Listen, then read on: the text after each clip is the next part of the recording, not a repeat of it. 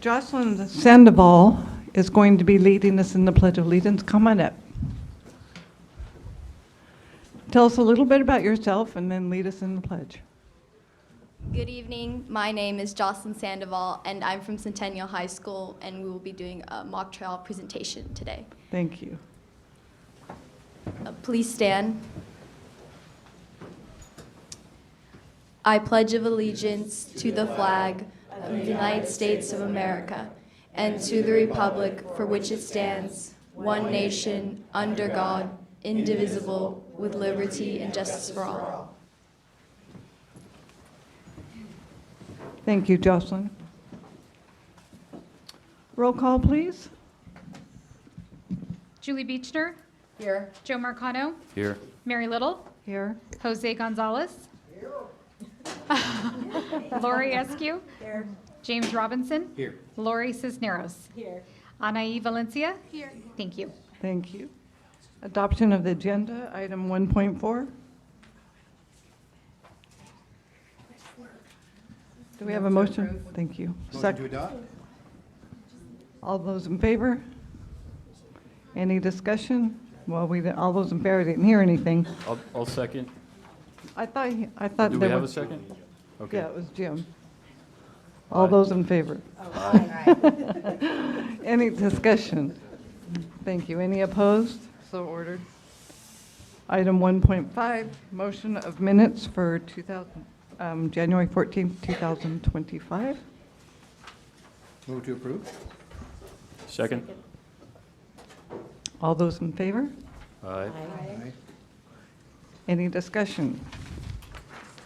Any opposed? So ordered.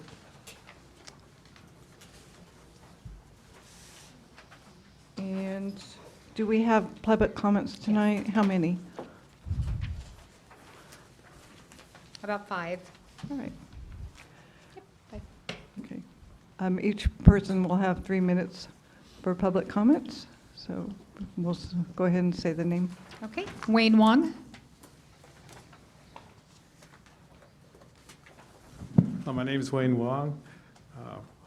I'd like to share something for Black History Month. This is a quiz. How many of you know the origin of the Hoosiers, like in Indiana? Anybody? Well, it turns out Hoosiers were based on a black preacher, Harry Hoosier. And he preached, was very actually famous in his time, but like many things, we have forgotten many of the things that really are important people during those days. In fact, there were many black preachers and other participation. So it's something we should not forget. I'm reading from an article that was just published in January.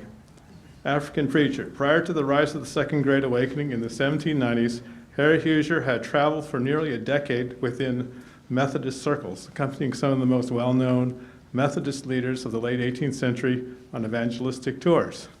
Though illiterate, Harry Hoosier preached as far north as New England, and Asbury's Journal records the fact that Hoosier also preached in the territory previously known as the Middle Colonies. And there can be little doubt that as traveling companions, Bishop Asbury Hoosier would have preached in his natal southern states. Thus, the influence of Harry Hoosier spanned the entire nation.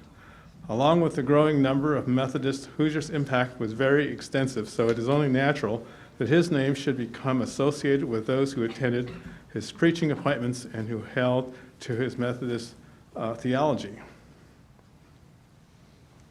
For the thousands who flocked to hear Harry Hoosier preach, the name Hoosier was a memorial to both the man and his message, freedom from human bondage and freedom from the bondage of sin.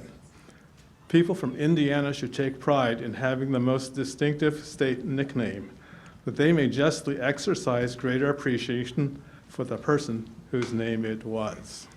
Thank you. Thank you. Thank you. Thank you. Dennis McLean.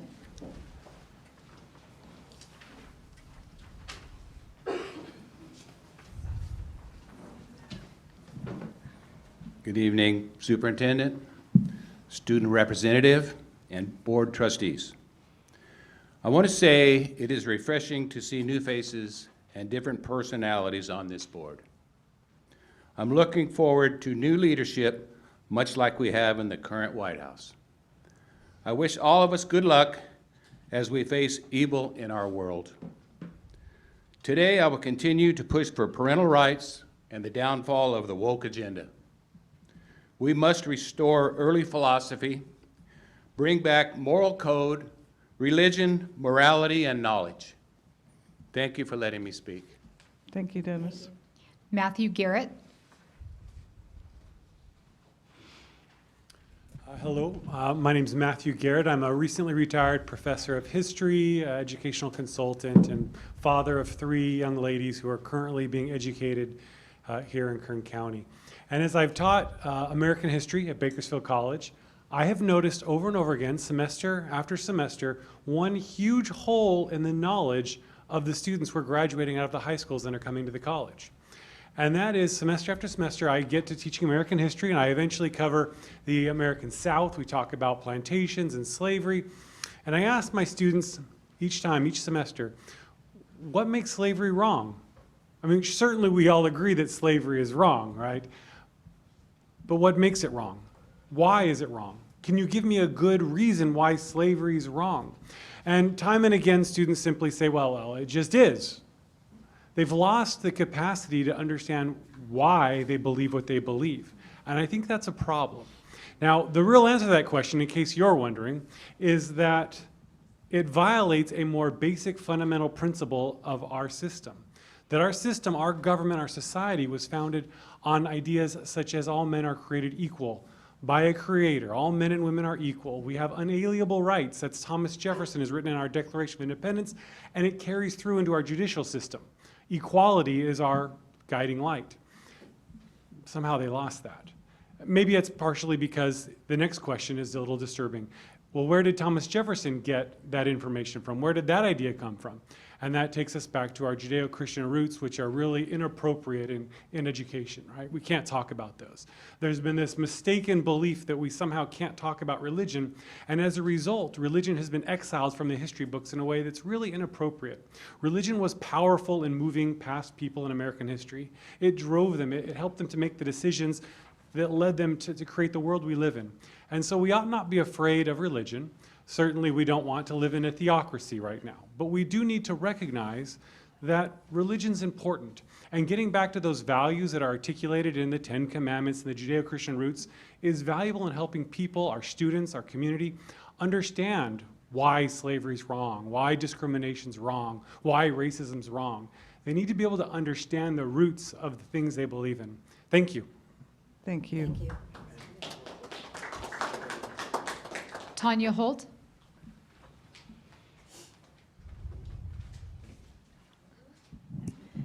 Good evening. I'm an expert and educator regarding the harms of pornography for children through adults. And I just wanted to say a few things about that.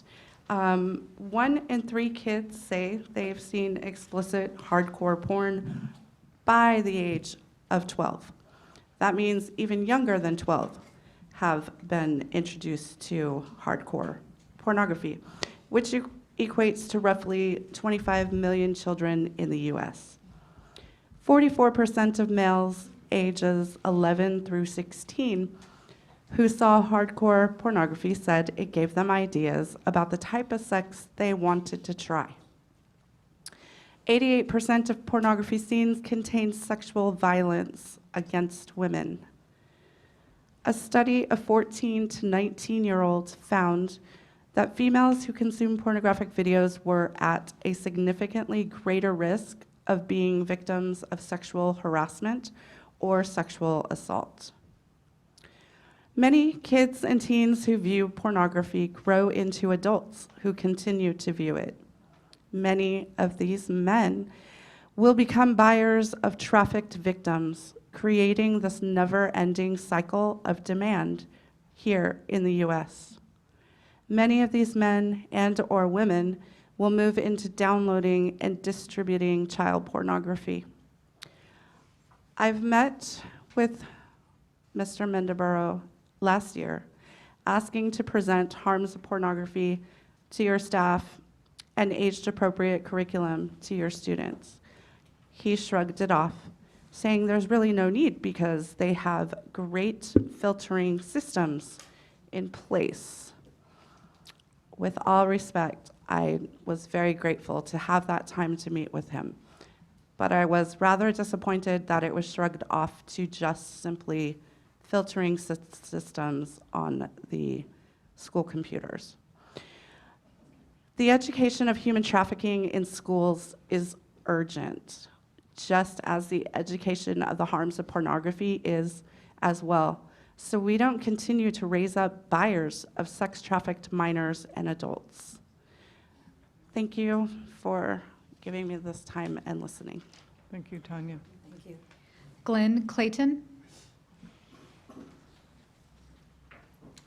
Hello, Board. Thank you for this opportunity. Good evening to each one of you. I wanted to talk briefly a little bit about our religious freedoms, our religious liberties in regards to our Ten Commandments interests. Since the early 1960s through late 1990s, controversies over public religious expressions have been among the most frequent to rise to the U.S. Supreme Court. During this period, our nation witnessed 9 justices determined how, where, when, and if public religious activities will occur. For example, in 1965, Stein versus Ochinsky ruling, which stated that freedoms of speech and press are guaranteed to students and teachers unless the topic is religious. At the time, such speech becomes unconstitutional. In another example, Stone versus Graham, 1980, it was determined that it was unconstitutional for students to see the Ten Commandments since they might read, meditate upon, respect, or obey them. The Supreme Court arrived at this position through its usage of the phrase separation of church and state. With these words as its standard, the court began declaring many American customs and traditions unconstitutional. Through the continuous usage over recent decades, the separation language has now become so commonplace that many Americans believe it to be a constitutional phrase found in the First Amendment. It is not. The amendment says, Congress shall make no law respecting an establishment of religion or prohibiting the free exercise thereof. You see, our founders said no to a government-controlled church like Great Britain had used to persecute, tax, and control its people. The phrase separation of church and state became the standard for the judicial policy in 1947 in the Everson versus Board of Education when the court announced the First Amendment has erected a wall between church and state. That wall must be kept high and impregnable. You see, the court added that to our First Amendment in 1947 and ignored its original intent.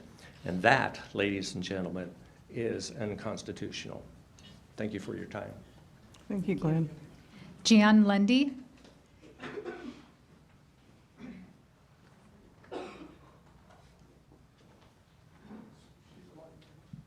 Do we have an overflow room? Okay.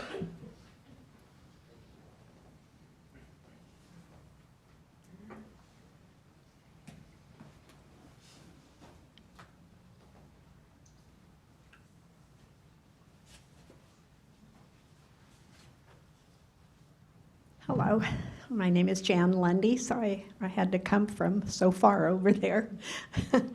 I have been thinking about this issue of the Ten Commandments, and it has taken me back to my days of teaching second grade.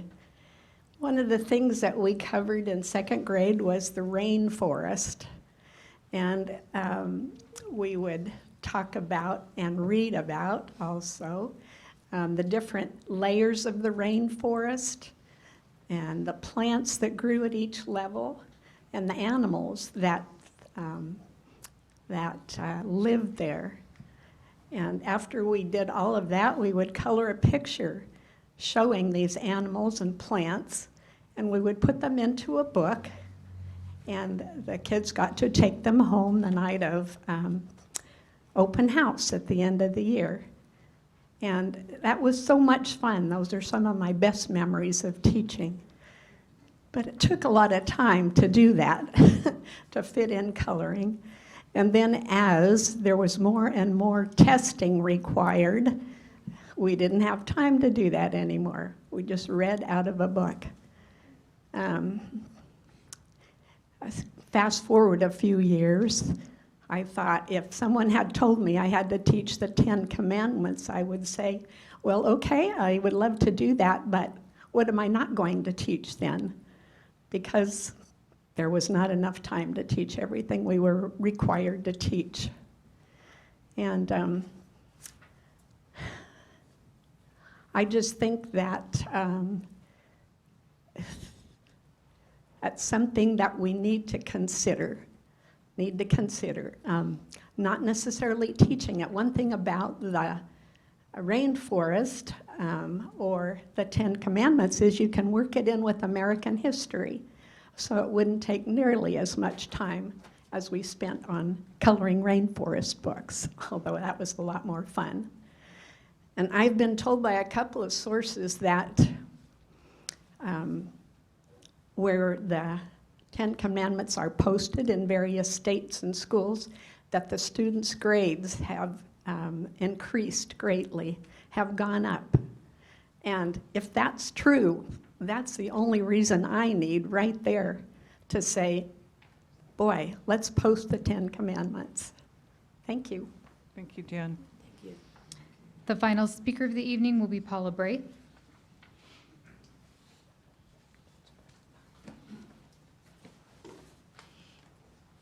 Good evening, Board. My name is Paula Bray. Thank you for the opportunity to speak today.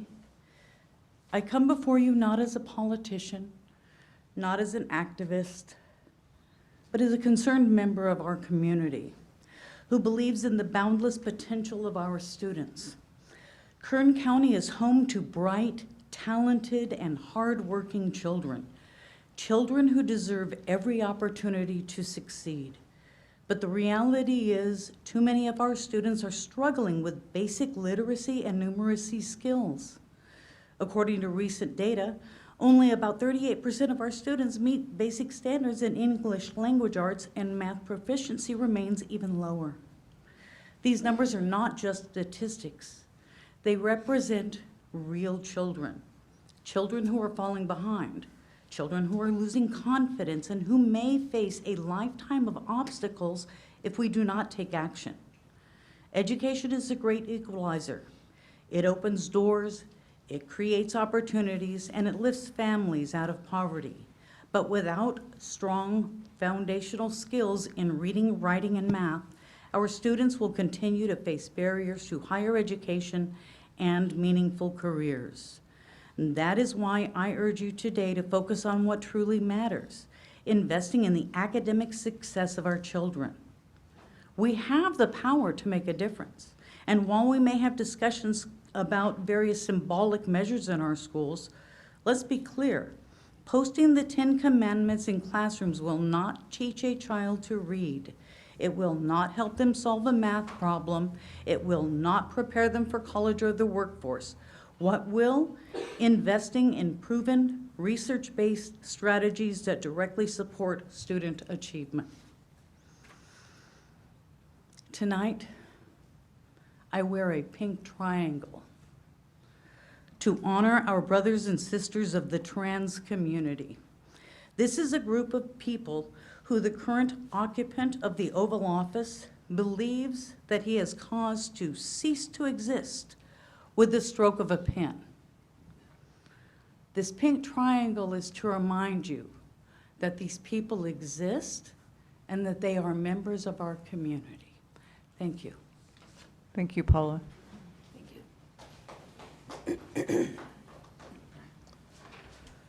At this time, we have 3 different presentations coming up, and they will be wonderful. So, Dr. Mendebrough, would you like to start off in talking about the mock trial presentation? Sure, thank you. On January 29th, we had a mock trial competition, countywide mock trial, and we are happy to announce, if you have not already heard in the news, that Centennial High School won the mock trial competition. And so this evening, we thought it would be a treat for the board to see why they won. Ryan Coleman is the principal of Centennial High School, and he is happy to be here to share his wonderful students. We will have Brett Dobson, who will be presiding over the group, and Tricia Brown is the coach. So I am going to turn it over to Centennial High School at this time.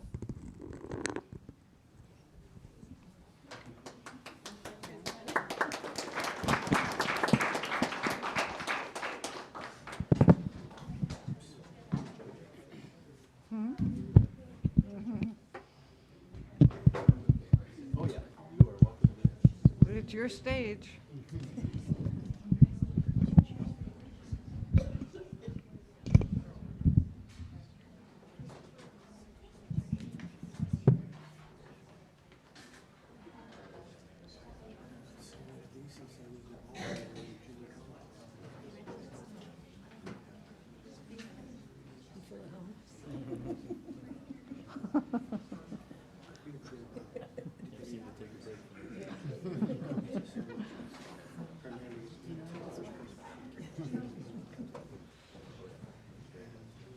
What kind of coffee do you have today? Cinnamon latte. Oh, that sounds yummy.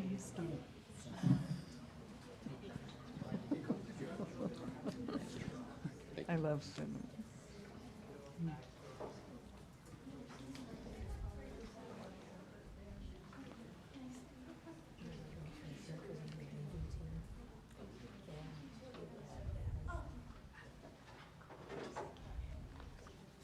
So while they're setting up, I'll talk about a little bit of what they're going to present tonight.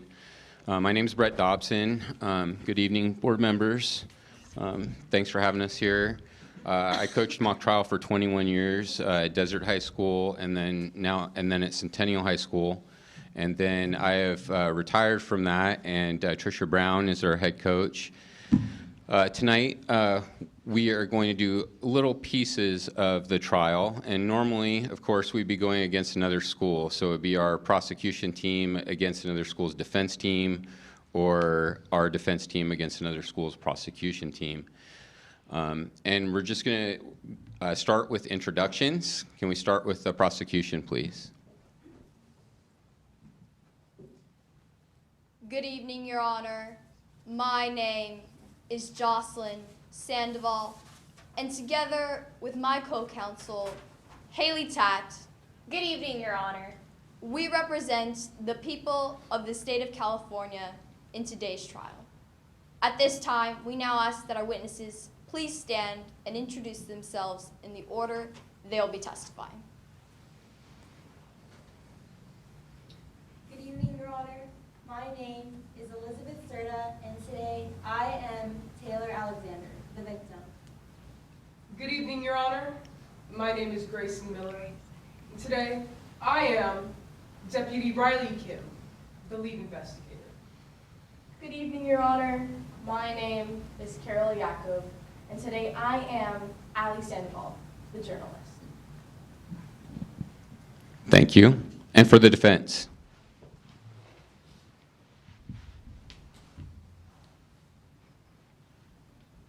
Good evening, Your Honor.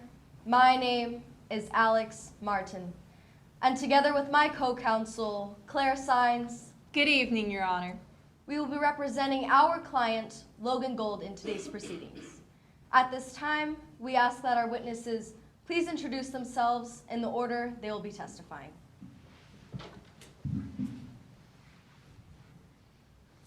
Good evening, Your Honor.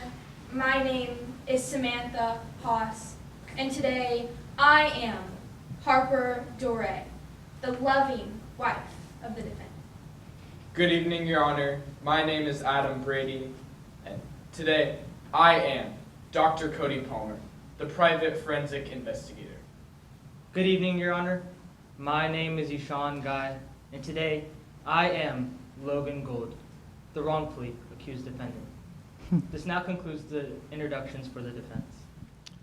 Thank you. At this point, we would normally have the pretrial motion, and this year it was a Fifth Amendment issue that was argued, but we won't be doing that tonight. And then opening statements would happen next, but we're going to jump right to some direct examinations and cross-examinations. Prosecution, call your first witness. The prosecution calls Taylor Alexander to the witness. Taylor Alexander, step forward. And we don't have a bailiff tonight, but normally the bailiff would swear her in.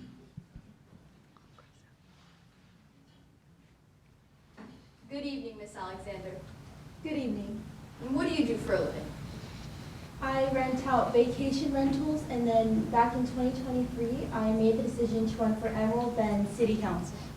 And why did you decide to run for city council? I wanted to help my community in the best way that I could. And Miss Alexander, who were you running against? I was running against Harper Dore. And do you know Harper Dore and her campaign team? Yes, I do. And Miss Alexander, do you know the defendant in today's case? Yes, the defendant is Harper Dore's husband as well as her campaign manager. And do you see the defendant in the courtroom today? Yes, I do. And can you please identify him by location of seating and article of clothing? He's sitting at defense table wearing a black suit. Let the record reflect that Miss Alexander has correctly identified the defendant. It will. Now, Miss Alexander, did you and the defendant ever speak to one another? A few times. One time I remember him telling me point blank that I would ruin Emerald Bend and that everything would come back around to me. Now, Miss Alexander, were there any important events for members running for city council? Yes, a very important one was a scheduled debate between me and Harper Dore on November 11th. And did you attend that debate? No, I did not attend it. Well, why didn't you attend, Miss Alexander? Well, that morning on the 11th of 2023, I was kidnapped from my own home. I'm so sorry, Miss Alexander.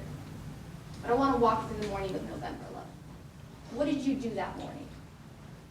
I started off at the morning like I do any other by waking up at 4:45 a.m. to go for a run at 5:30 a.m. Miss Alexander, was anyone aware of your morning run schedules? I do remember telling Harper Dore and Logan Gold about it. And were you able to go on that morning run on November 11th? No, I was not. As soon as I stepped outside of my house, there was this hood being thrown over my head and my wrists were grabbed and I was thrown into a trunk of a car.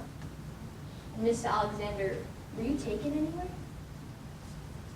Yes, at the time I didn't know where I was, but when the car stopped, I was dragged out of the trunk and I heard this door open and I was sat in a chair where my hands and legs were tied.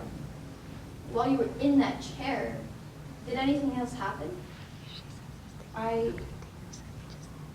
The hood was still over my head, and so my captor poked a hole into the mouth and forced me to drink this liquid, and it made me fall asleep. And this happened 2 times. And after the first time, Miss Alexander, did you hear your captor say anything to you? I heard him say that everything comes back around. Objection, Your Honor, hearsay. Counselor, a response to hearsay? Yes, Your Honor, this is not hearsay as we are not using the truth of the matter of the statement. Response? And under those grounds, the defense has no objection.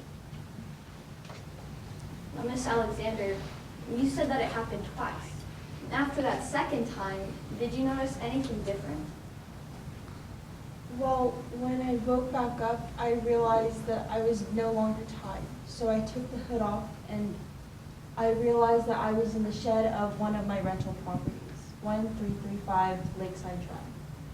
Miss Alexander, you mentioned that you couldn't attend the debate on November 11th. Did you ever try to reschedule it? It was an option presented to me and my team, but at the time it was just too fresh and I didn't feel comfortable doing so. Miss Alexander, do you know who won the city council election? 3 days later, it was announced that Harper Dore had won. Thank you, Ms. Alexander, and thank you, Your Honor. I have no further questions at this time. Thank you, Counselor. Cross-examination? Yes, Your Honor.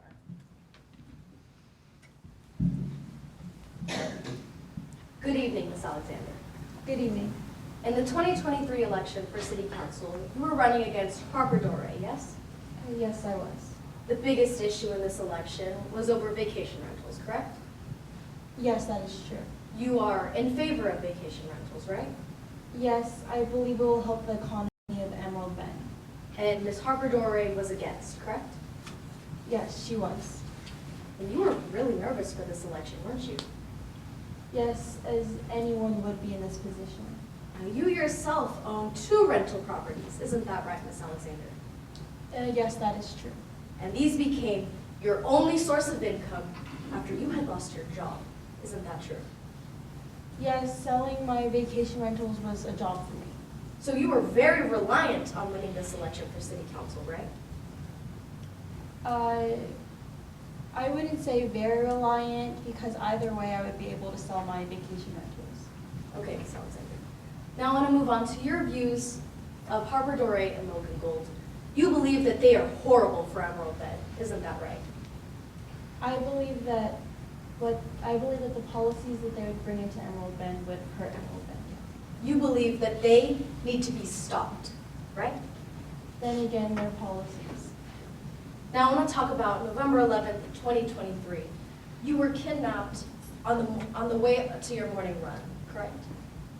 Yes, before I had started my run.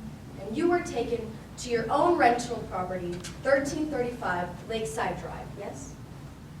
Yes, I was. And at this time, no one was renting out this property, isn't that right? No, I only rent out my properties in the summer, and it was November. Meaning you were the only person that had access to 1335 Lakeside Drive, isn't that right? I thought I was the only one who had access to it, but I guess my captor did as well. In fact, the keys to this property were in your own pocket, isn't that right? I like to carry all of my keys on me. I just need a yes or no, Miss Alexander. The keys to that property were in your pocket. Yes, all my keys were in my pocket. Now, you were an actress, weren't you, Miss Alexander? Yes, about over a decade ago I was. You won awards for your acting, didn't you? I won a singular small award in college. So was that a yes to my question? Yeah. Now, you became aware of the West Bethel case during the election for City Council, isn't that true? Yes, the topic was introduced to me by C.J. Crossing. Now, the West Bethel case is about an individual who faked their own kidnapping, isn't that right? Yes, that is true. You became aware of this case before November 11th, isn't that right? Yes, it was. Before you were kidnapped? Yes, that is true. Thank you, Ms. Alexander. Thank you, Your Honor. I have no further questions at this time. Thank you, Counselor. Redirect? No redirect, Your Honor. May this witness be excused? Yes, she may. Thank you for your testimony. Prosecution, call your next witness. Yes, Your Honor. The prosecution calls Deputy Riley Kim.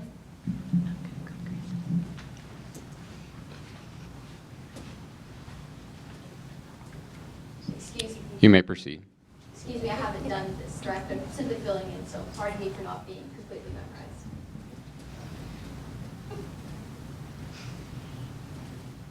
Good evening, Deputy. Good evening, ma'am. What do you do for a living? Currently, I'm a deputy for the Emerald Bend Sheriff's Department. And how long have you been in law enforcement? Around 20 years now. I started off as a patrol officer, then I became a detective, and now I'm here at the Sheriff's Department. And Deputy, how did you get involved in today's case?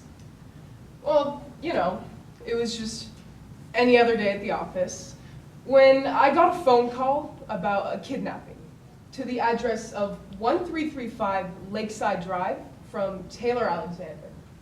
Now, Deputy, I'm now displaying Exhibit A. What is this? This is a map I made of some of the houses just north of Ambrosia Lake. And are you familiar with this area? I am. And is it a fair and accurate depiction? Yes, ma'am. Your Honor, permission to allow Exhibit A as the prosecution's exhibit. Any objection? No objection, Your Honor. A is admitted. Now, excuse me, Deputy, what is the location marked at the top of the map? The location on the map is labeled 1335 Lakeside Drive. And did you ever go to this location? I did. I got there around 45 minutes later. Man, when I did, Taylor Alexander was visibly distressed. I mean, she had mud all over her clothes, and I'd even noticed some ligature marks on her wrist. And what did you do once you arrived? Once I got there, Alexander gave me the whole rundown on everything that happened that morning. She also took me to the shed where she woke up. And did you find any evidence in that shed? Yes, ma'am. Inside the shed, I found 2 pieces of blue line dock rope, a pillowcase, and I also noticed some tire marks in the driveway. I want to take those one by one, and starting with the pillowcase. What was significant about this? This is the pillowcase that was thrown over Alexander's head just that morning. It had the logo for the Gold Standard Inn, a small coal cutout, as well as the words "DeRay for Emerald Bed." Objection, Your Honor. Hearsay. Your response to hearsay, Counselor? Yes, Your Honor. However, we do not have the pillowcase in today's matter. We do not know what is specifically. Your Honor, we are not using it for the truth of the matter that Harper Dray was in fact for Emerald Bend, but rather the state of mind of the captor. Any response? On those grounds, Your Honor, the defense has no contention. All right. Did you get to finish your answer? Yes, ma'am. Now I want to talk about the other 2 pieces of evidence, the rope and the tire tracks. What did you do with those? Well, I collected the rope and took pictures of the tire marks in the driveway. I sent both of these in to Dr. Ray Forrest so she could examine them. And what did you do next in your investigation? After this, I decided to interview Harper DeRay and their campaign team. Given that they were running against Alexander and their spouse was also the owner of the Gold Standard Inn. And what else did you learn from these interviews? From these interviews, I learned that Logan Gold had arrived about 30 minutes late to the scheduled debate on November 11th. And what did you do after conducting these interviews? Well, after this, I decided to speak to the man himself, Logan Gold. I also ended up obtaining a search warrant for his house, which I later executed. And did you conduct any evidence once you got to Logan Gold's house? Yes, ma'am. Once inside Logan Gold's house, I found a receipt with some boating equipment. I also took pictures of the tires on their car. Now, Deputy, I'm now showing you Exhibit E. What is this? This is the receipt I collected from Logan Gold's house. And is it a fair and accurate representation of this receipt? It is. Your Honor, motion to allow Exhibit E into the prosecution's evidence. Any objection to E? No objection, Your Honor. E is admitted. Now, Deputy, what is significant about this receipt? On this receipt, we can see a purchase of blue line dock rope. Now, this is the same type of rope that was found at the crime scene. And Deputy, did you end up arresting anybody in today's case? Yes, ma'am. With all the evidence pointing towards Logan Gold, I knew. We got our guy. Injustice was served when I took Logan Gold into custody on December 4th. Thank you, Deputy. Thank you, Your Honor. I have no further questions at this time. Thank you, Counselor. Cross-examination? Yes, Your Honor.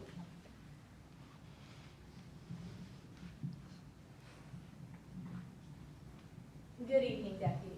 Good evening, ma'am. Now, on direct examination, you talked a lot about multiple pieces of evidence, and I want to walk through these. One of these was a pillowcase, right?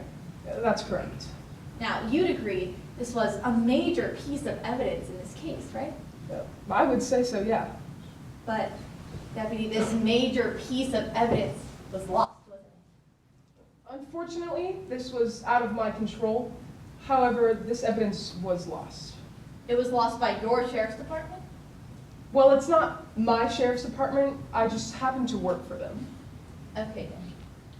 Now, you also mentioned Blue Line docking ropes, right? That's correct. Now, these are commonly used by boaters in Emerald Bay? Yes, they are. And you're aware that the houses by Alexander's residence are right on Ambrosia Lake, yes? That's correct, ma'am. You didn't decide to investigate any of these other houses? I didn't feel the need to, as there was no evidence pointing towards them. However, there was evidence pointing towards Logan Gold. Now, you also mentioned finding a receipt, right? I did.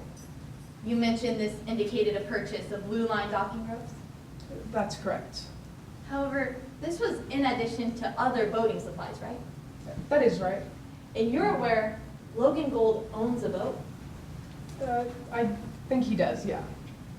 Now, Deputy, you also conducted some interviews in today's case, right? Yes, ma'am. So you're aware that Logan Gold had an alibi, right? He had an alibi for about 10 to 15 minutes of the entire morning that he was missing. This alibi was confirmed by C.J. Costley. It was. And with all this in mind, you still decided to arrest Logan Gold, right? Yes, ma'am, I did. And that wasn't all, Deputy. At the police station, you further interviewed Logan Gold, right? I did. You wanted to make Mr. Gold feel at ease, right? Of course, as I do with anybody at the station. But Deputy, you had your hands on your hips? Yeah. And this would be near your gun holster, right? Near my gun holster, not on it. Thank you, Deputy. Thank you, Your Honor. I have no further questions. Thank you, Counselor. Redirect examination? No redirect, Your Honor. May this witness be excused? Yes, and thank you for protecting the county. Prosecution, call your next witness. Your Honor, the people call Ali Sandoval to the stand.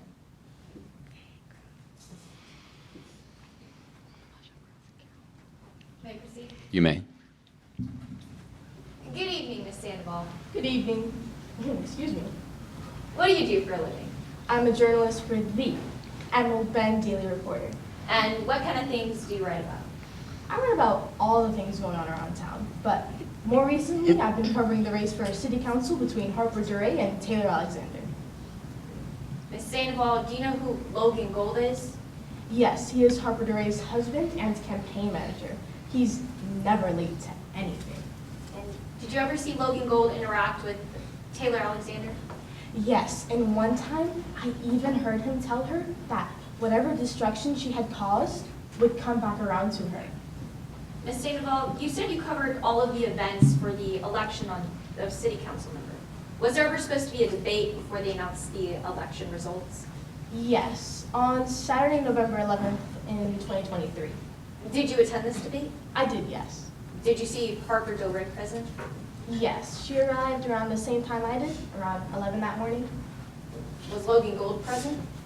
He was, but he arrived around 12:30, which was 30 minutes after the debate was supposed to start. And he seemed frazzled and out of breath, and I heard him tell Mrs. Duray that it's all been taken care of. Miss Sandoval, after Logan Gold made that statement, did you see Taylor Alexander arrive? No, I did not. Do you know who won the election for city council member? Yes, Harper Duray won. Thank you, Miss Sandoval. Thank you, Your Honor. I have no further questions at this time. Thank you, Counselor. Cross-examination? Yes, Your Honor.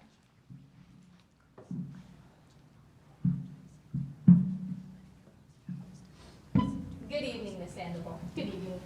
Now, you're a journalist, right? Yes, I am. You covered the race for city council between Taylor Alexander and Harper Duray, right? I did, yes. You were even at the debate on November 11th, yes? I was, yes. So you know that Taylor Alexander did not show up to the debate, right? I do know that, yes. But, Miss Sandoval, you don't know where Taylor Alexander was? I do not know, no. You don't know what Taylor Alexander was doing, do you? I do not. You never saw Taylor Alexander get kidnapped? No, I did not. But today, you testified against Logan Gold, right? I did, yes. And you knew Logan Gold in the past, didn't you? I mean, I knew he existed, but I didn't really know him personally. Well, Miss Sandoval, Logan Gold dated your sister, right? Yeah, but that was over 10 years ago. They had a bad breakup, yes? They did, yeah. And since Logan Gold broke up with your sister, she hasn't come back to town, has she? No, she wanted to find a new pond of fish, to say the least. So just to clarify, you're now testifying against that same Logan Gold, right? I am, yes. Thank you, Ms. Sandoval. Thank you, Your Honor. I have no further questions. Any redirect? None, Your Honor. May my witness be excused? Yes, you may. Thank you for your testimony. And at this time, the people rest. All right, that's the end of the prosecution case in chief. We move to the defense. Defense, call your first witness. The defense calls Harper Dore to the stand.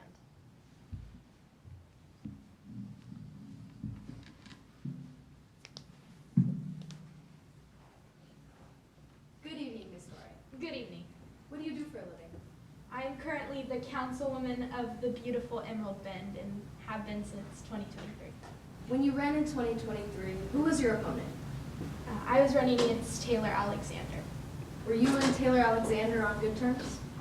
I mean, I'd say so. Did we get along politically? Not necessarily, but I think that she was a pretty good person. And who was involved with your campaign for city council? Me, of course, and my wonderful campaign team, which included my husband and our beautiful son, James. Had your husband, Logan Gold, been involved with your campaign since you started? Absolutely. Ever since we've been together, he's been supportive of everything that I've done, including the campaign. Now, was there anything significant about November 11th, 2023? Yes. That was the day of the debate leading up to the election. And what did you do that morning before you had left the house? Well, I got up and got myself ready, and then I got my son ready, and then we headed out the door to the debate. And was your husband, Logan Gold, at the house before you left? No, he had left a little bit early because he knows that when he gets nervous before debates, then it makes me more nervous, and then we just start rubbing off on each other, and then it just gets like a hot mess. You don't even know. And were you surprised that Logan Gold was gone that morning? Not really. Again, we both get nervous before debates, and so I knew we'd probably want to blow off some steam. What time did you arrive at the debate, Victoria? I arrived around 11, just so I could get used to my surroundings. It kind of calms my nerves. And was your husband, Logan Gold, there? Not right when I got there. He did arrive a little bit later, around 12:30. Was your opponent, Taylor Alexander, at the debate? No, Taylor Alexander never ended up showing up to the debate, and so we had to call it off. Do you know why she never showed up? Yes. After we called off the debate, we went back to the campaign office, and that's where Deputy Kim came and informed us that Taylor Alexander had been kidnapped. And Ms. Dore, had your husband ever indicated to you that he was involved with the kidnapping of Taylor Alexander? No, not at all. My husband never indicated in any way that he would ever do anything like that. Thank you, Ms. Dore. Thank you, Your Honor. I have no further questions at this time. Thank you, Counselor. Cross-examination. Yes, Your Honor. May I proceed? You may. Good evening, Ms. Dore. Good evening. Now, you're married to the defendant, Logan Gold, right? Yes, and have been for 13 years now. You would describe the defendant as passionate about your campaign, right? Yes, he was very supportive of me throughout the whole campaign. He was so passionate about your campaign that he stressed you out sometimes. Isn't that right, Ms. Dore? I wouldn't say stressed, but it could get a little overwhelming sometimes. The defendant was actually the one who encouraged you to run for city council member. Yes, he encouraged me and was always by my side through the whole way. The morning of the debate, the defendant left your house before you woke up, correct? To go pass out campaign flyers and blow up some steam. So you never saw when he actually left? No, I was getting my beauty rest before the debate. And on November 11th, you would arrive at the debate around 11 a.m., right? That's correct, yes. And when the defendant arrived, the only thing they said to you was, "It's all been taken care of," correct? Yes, and I believe that that was referring to the flyers that he was handing out. But they never actually told you about the flyers, isn't that right, Mr. Wright? They never said it explicitly, but that's what I do believe he was talking about. And then just 3 days later, on November 14th, you were elected for city council member, right? Yes, by the people of Emerald Bend. Thank you, Your Honor. Thank you, Mr. Ray. I have no further questions at this time. Redirect. Yes, Your Honor. Mr. Ray, how do you know where Logan Gold was that morning, November 11th? He had left me a note saying that he was going to pass out campaign flyers. Objection, Your Honor. Hearsay. May I be heard, Your Honor? Yes. We are not using the contents of the note for the truth of the matter, rather where Harper Dore believed her husband, Logan Gold, to be gone that morning of November 11th. The objection is overruled.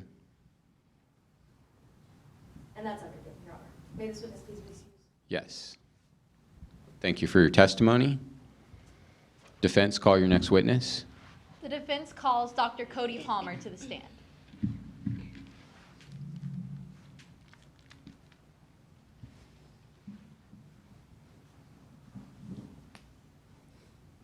Good evening, Doctor. Good evening. What do you do for a living? I'm a private consulting forensic investigator. Now, I want to talk more about your forensics job. What credentials do you have? Well, I got my bachelor's degree in forensic science, my medical degree, my medical residency, and finally my certification to work as a forensic investigator. And what have you done with this schooling? Well, after working in the field for a few years, I actually opened my own firm. I call it 4Base Forensics, and after opening my firm, I take many of the necessary courses and examinations to stay up to date on the most recent and reliable forensic techniques. So, how did you become involved in today's case? Well, I was contacted by a defense counsel, asked to review any and all relevant information pertaining to the case. And what information did you review? All witness statements, as well as exhibits, but I more specifically did focus on the blue dock line rope, the toxicology report of Taylor Alexander, and the tire tread analysis. Now, let's talk about that blue line docking rope. What is that? Well, typically, a blue line docking rope would be a rope that's used to hold a boat to a dock in the marinas. In today's case, Taylor Alexander actually claims that the blue line docking rope, they were tied up with it. And what did you find upon examining it? Well, upon examining the blue line docking rope, I did find Taylor Alexander's DNA on the rope. And was anybody else's DNA on it? No. Other than Taylor Alexander's DNA, no other DNA present. Now let's talk about the toxicology report conducted by Dr. Ray Forrest. Do you agree with what she concluded? Well, I agree with Dr. Forrest that at the time their blood was drawn, Taylor Alexander had a concentration in their blood flow of 160 nanograms per milliliter of doxylamine. However, what I do tend to take issue with is the amount of trust that Dr. Forrest puts into Taylor Alexander's statement to the police due to this high amount of doxylamine that was found in their blood flow. And why do you say that? Well, a standard dosage of doxylamine in, let's say, a cold medicine, right at the moment it enters the blood flow, is 120 nanograms per milliliter. For the sake of an analogy, I'd say that's comparable to an MLB player hitting 20 home runs in a single season. Now, in today's case, Taylor Alexander's blood was drawn hours after the drug entered their system. The concentration of 160 nanograms per milliliter, for an analogy, that's comparable to Shohei Ohtani hitting 54 runs this last season compared to the 20 of a random MLB player. And why is this important, doctor? Well, the side effects of doxylamine include grogginess, lack of remembrance, and delusion, making it so I find it highly improbable that Taylor Alexander would be able to reliably give the police a statement of what had happened that day, much less in as much detail as they did. Now let's talk about the tire treads you mentioned earlier. I'm now explaining Exhibit B. You recognize this? Yes, this is Logan Gold's tire of their vehicle, and it's being compared to markings on the road of Lakeside Drive. And is this a fair and accurate depiction of that? Yes. Your Honor, the defense moves to admit Exhibit B. Any objection? None, Your Honor. It's admitted. Now, doctor, what specifically did you examine in this exhibit? Well, I both analyzed the depth of Logan Gold's tire being compared to the markings on Lakeside Drive, as well as a small pebble that's found on Logan Gold's tire that Dr. Forrest had mentioned in their statement. And what conclusions did you come to about the size? the sizes. Well, when comparing the depth of the tire and the tread markings, I did find they were 1/32 of an inch off. Well, to everyone else in the room, 1/32 of an inch may seem like a very small difference. Anyone in my field would tell you this large of a difference makes it so it is impossible to say that Logan Gould's tire made the markings found on Lakeside Drive. Now, you also mentioned a pebble. Why is that significant? Well, Dr. Forrest claims that a pebble found on Logan Gould's tire made a small imprint in the road of Lakeside Drive. And do you agree with Dr. Forrest? No, I do not. And to be quite frank, I find this a bit silly to be brought up in court today. And why do you say that? I'd like to look at it this way. In the sake of an analogy, let's say you're watching a baseball game. All the players, they run the bases. As they run the bases, their cleats will make imprints in the dirt. Now, if I was to go to a random spot in the field and point out a marking, it's impossible to say which of the many cleats had caused that marking.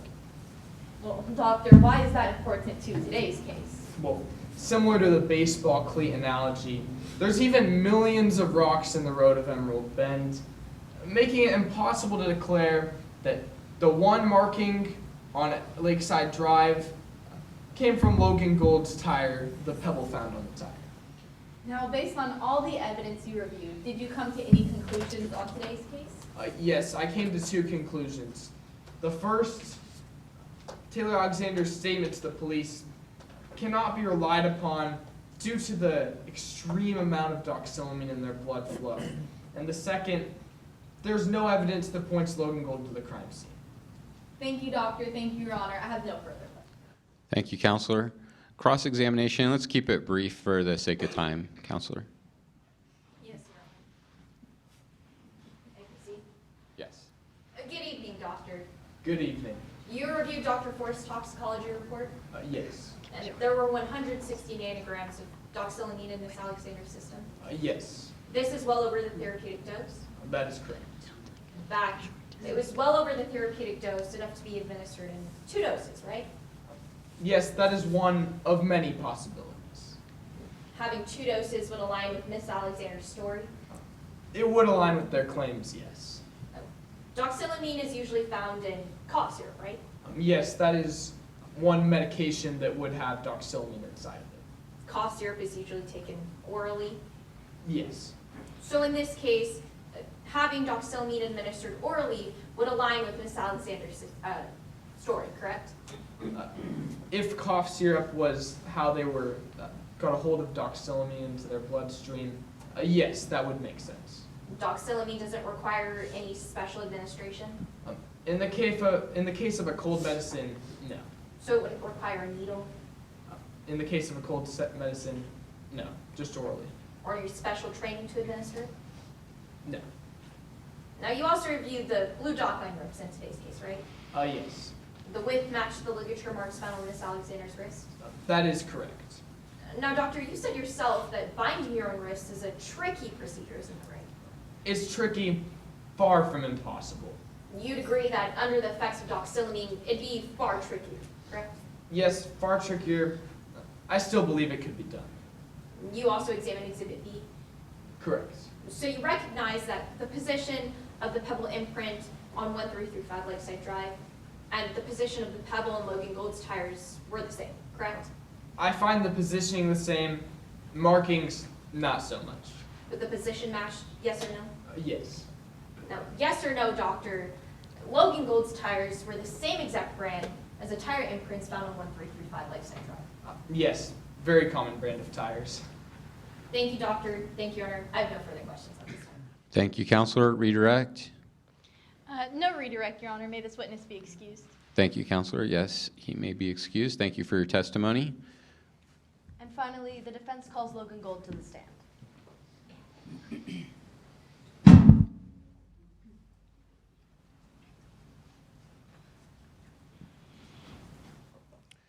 Mr. Gould, you understand you have a Fifth Amendment right not to testify against yourself? I do. But you're choosing to waive that right? That's correct. You may proceed. Good evening, Mr. Gould. Good evening. What do you do for a living? I own a hotel called the Gold Standard Inn And you all should make sure to check it out, because I promise you the accommodations there are golden. And where do you live? I live in Emerald Bend, along with my wife, Harper Dore, and our 2-year-old son, James. How has business been at the Gold Standard Inn? Well, unfortunately, it hasn't been the best. The COVID pandemic hit us pretty hard, and then a couple months ago, somebody broke into the hotel and took a couple of sheets and pillowcases, which was pretty weird.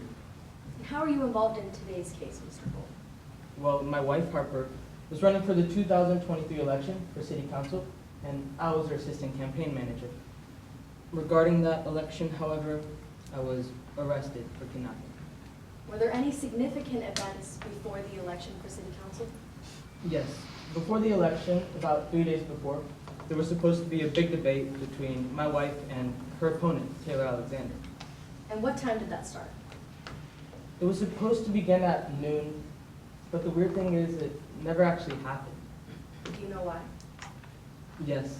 Later that day, Deputy Kim came into our office and told us that Taylor Alexander hadn't shown up because they had allegedly been kidnapped. Now I want to talk about where you were November 11th, 2023. What did you do before you left the house that morning? First off, I remember I woke up very early that morning. I was feeling pretty nervous about the debate, and I wanted to get out of the house, do something productive so my negative vibes wouldn't rub off on Harper. So I grabbed a stack of campaign flyers and decided to go into town and start handing them out. Where did you pass out these campaign flyers? I handed them out all over town, near Ambrosia Lake, and also near my friend CJ's house. Did you ever stop by CJ Costley's house? I did, and we talked for a good few minutes. Now where did you go after this conversation? Well, after this conversation, I realized that it would probably be smarter to take all the campaign flyers and take them to the town square. That way I could distribute it to everyone. So I decided to go there using an unpaved fire road. Did you immediately head to the debate down this road? I tried to. However, as I was driving, my passenger side window was down. And as I was driving, a couple of the campaign flyers flew out. So I decided to pull over and grab those before I left. Did you head to the debate after pulling over? Again, I tried to. However, this time when I got back into my car, for some reason my car wouldn't start. Did you eventually get it fixed for your car? Fortunately I was, but it did take me an hour or more to eventually get it fixed. And what time did you arrive at the debate, Mr. Gould? I arrived at 12:30. Was your wife, Harper Dore, there?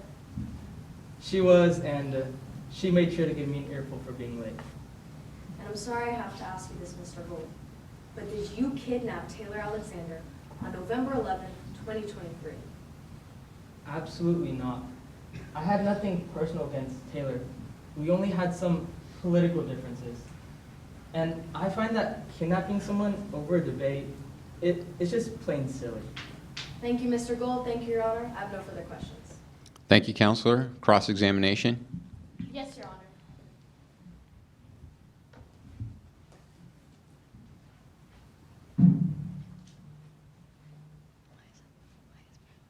Good evening, Mr. Gold. Good evening. Now, you're married to Harper Dore, correct? That's right. And you're also the owner of the Gold Standard Inn, right? That's right. Now, you would have denied this election, it held high stakes for you, didn't it? That's correct, I did.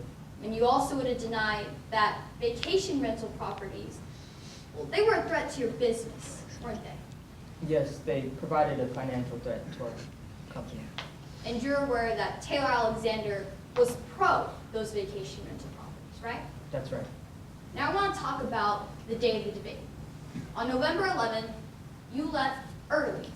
You claimed to leave at around 8:30 a.m., That's right. but you left before your spouse awoke, right?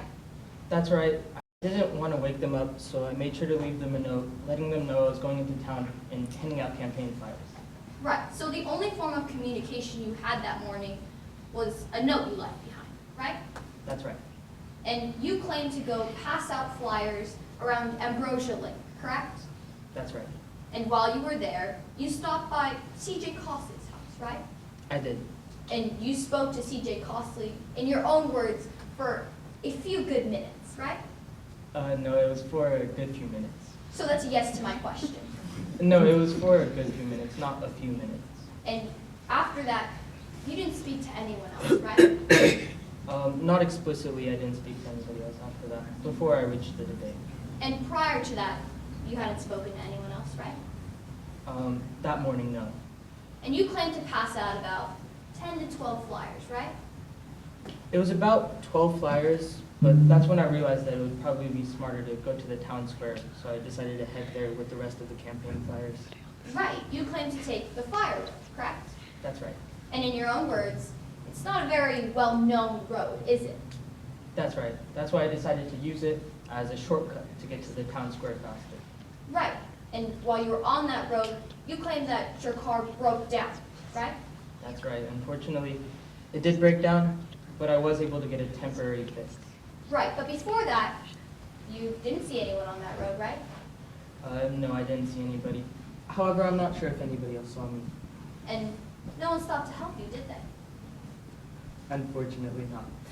And when you arrived back to the debate, you were 30 minutes late, right? That's right. So I want to clarify some things, Mr. Gold. From the time you left your house to around approximately 9:30ish when you talked to CJ Costley, you hadn't spoken to anyone, right? That's right. You were alone those hours? That's right. My family members were sleeping. And after you spoke to CJ Costley, to 12:30 p.m., you were alone, correct? That's right. So on the day of the debate, you were alone for hours, right? That's right. And that's the same debate that Taylor Alexander missed, right? That's right. And when you were arrested, you told your spouse, I was just trying to ensure that the family inn could be passed down for generations. Yes or no? That's right. I was referring to the Yes or no, standard Mr. inn. Gold? Like I said, yes. Thank you, Your Honor. Thank you, Mr. Gold. I have no further questions.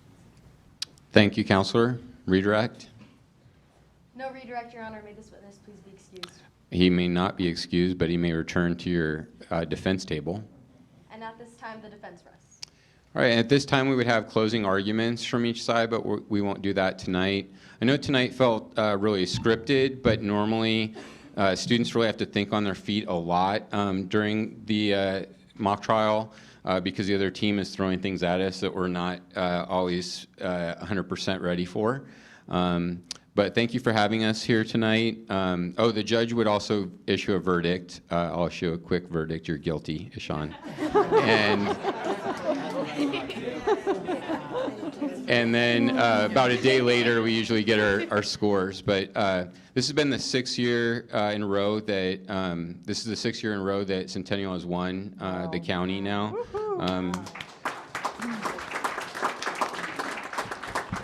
And the last 2 years, they've been in the top 10 at state. There's usually about 32 teams at state, so I'm sure they hope to represent the county well again this year at the state competition next month. Thank you again for having us. Thank you for coming. You are outstanding. Thank you very much. You can leave the chairs. You don't need to put those away. Thank you. You're all Thank you, outstanding. Good job. Very professional. I see some future lawyers and politicians in this room. Thank you very much. Next up, we will be bringing up Lourdes Butcher, who will be doing a review, presentation in regards to Leaders in Life. We have that coming up here in March. It is a huge and very successful program that has been over 25 years in Kern County, and it brings in students throughout the county from all your areas, and so we wanted to bring them in to speak about it. Worried about the presentation. We've got it. Very quickly, thank you, Kern County Board, for allowing us to present today. My name is Lourdes Butcher. I'm one of the adult advisors for Leaders in Life. And at this point, I would be thanking one of our founders, Morgan Glayton, for the introduction, but he couldn't make it tonight. It is the 25th annual Leaders in Life conference this year. It is student-led, organized, developed. Before I hand it off to these amazing students, I just want to share a little bit about all the work that they've done this year already that's gone into the conference, which is March 13th, shameless plug, at Mechanics Arena. Over 100 students have been getting together once a month since the summer, and they've been they're what you call the general board, and it's students of all walks of life, grades 6 through 12, that are organizing from logistics to venue, fundraising, development, communication, marketing, creating a huge resource fair for all the students that attend, and organizing speakers and workshops that speak to them and the topics that they would like addressed at the conference. The executive team, two who are here today, have a shadow throughout this process to just help them promote their skill development and get them ready as they may become the future leaders of the conference. They meet in the evenings to plan for these general meetings after a day full of homework and sports and running around and busy schedules and all the things. So with that, I'd like to hand it over to Alyssa Paredes and Thomas Woods, who will be sharing more about leaders in life. And here you go. They have it pulled up for you. And I'll step off to the side. Thank you. Hi everyone, my name is Alyssa Paredes and I am the chair of Leaders in Life. Sorry, I didn't drink water before this. My name is Thomas Woods. I'm the development executive, and oh yeah, that's what I say.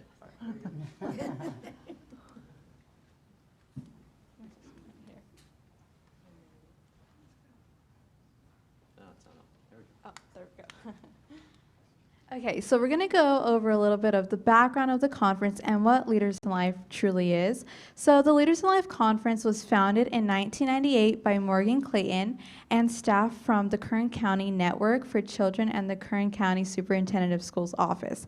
In 1999 was when the official planning for the conference began, and in 2000 was the first official conference, which held approximately 500 students in attendance, and this year will be our 25th annual year, and I truly am so excited to be able to be a part of this major, growth in the organization, major step in the organization, and I'm glad that my team is able to be a part of this, and we will host students and advisors from all over California. And that's a picture of Morgan Clayton speaking at one of the Leaders in Life conferences.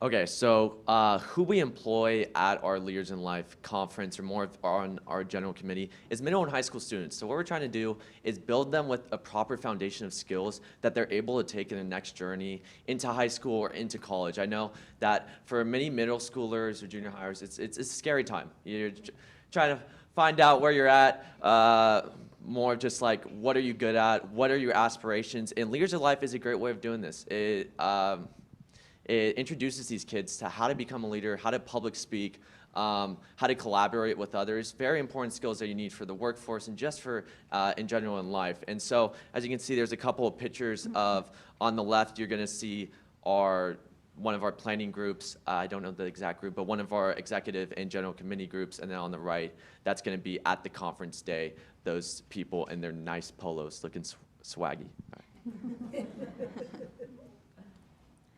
We are a youth-led and youth-driven organization. So the executive board, which is what we are both on, is composed of 3/4 young people and 1/4 adults. The adults are there for legal reasons, but we are the ones who really run this. The youth lead all of our meetings, general meetings and subcommittee meetings, and executive board meetings as well. So if you're on the general board, that basically means that you meet with us once a month, and at these meetings you get broken up into different subcommittees. We have Resource Fair, who put together the Resource Fair. We have the development, which gets all of our funding. We have Venue Logistics, who call out for food donations, goodie bag donations, and then we have speakers and workshops, which call the people out to see if they're available to speak at our conference. And then we also have, what's the other one? It's basically what they do is they reach out to like news people and ask if they're able to put us on there. Yes, marketing and PR, that's what it is. Yeah, so the role of the adults on the executive board and on the subcommittee is to support the young people, and the adult planning committee members guide and support the youth by coaching and mentoring the youth on the planning committee. And so, so a little bit about our vision. So we're bringing together individuals, or let's say students in this case. Majority of them are junior high students throughout Kern County and some schools that are out of the Kern County area that's why we said throughout California.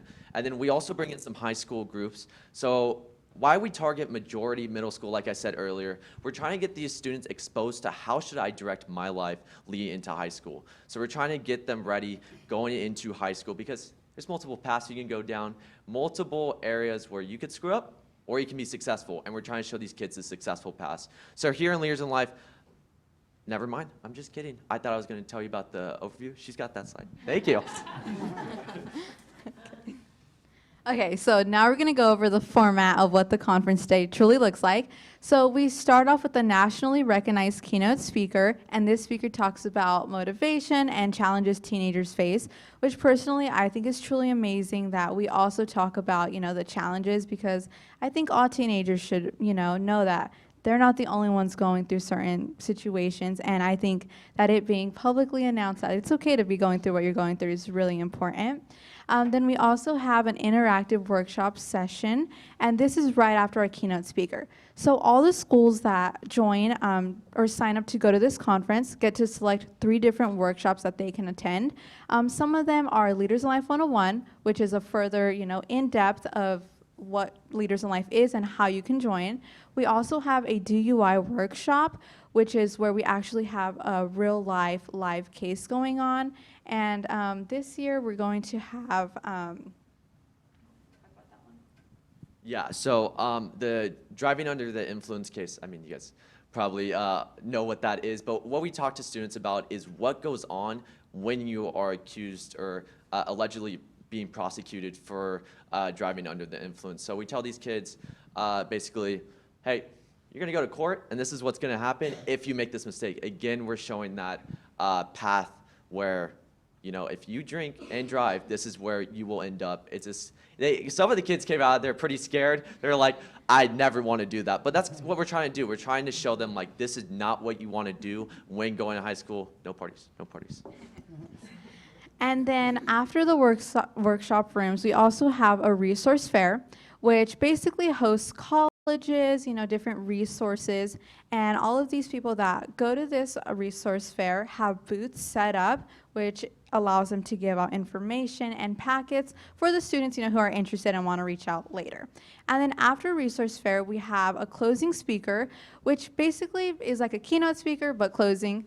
And so they talk about, motivational stuff and also the challenges as well. So that's kind of what our day looks like on March 13th. And yeah. And so some of the things you're going to be, that's listed on your screen currently is some of the resources that we have at our convention center. So we get, current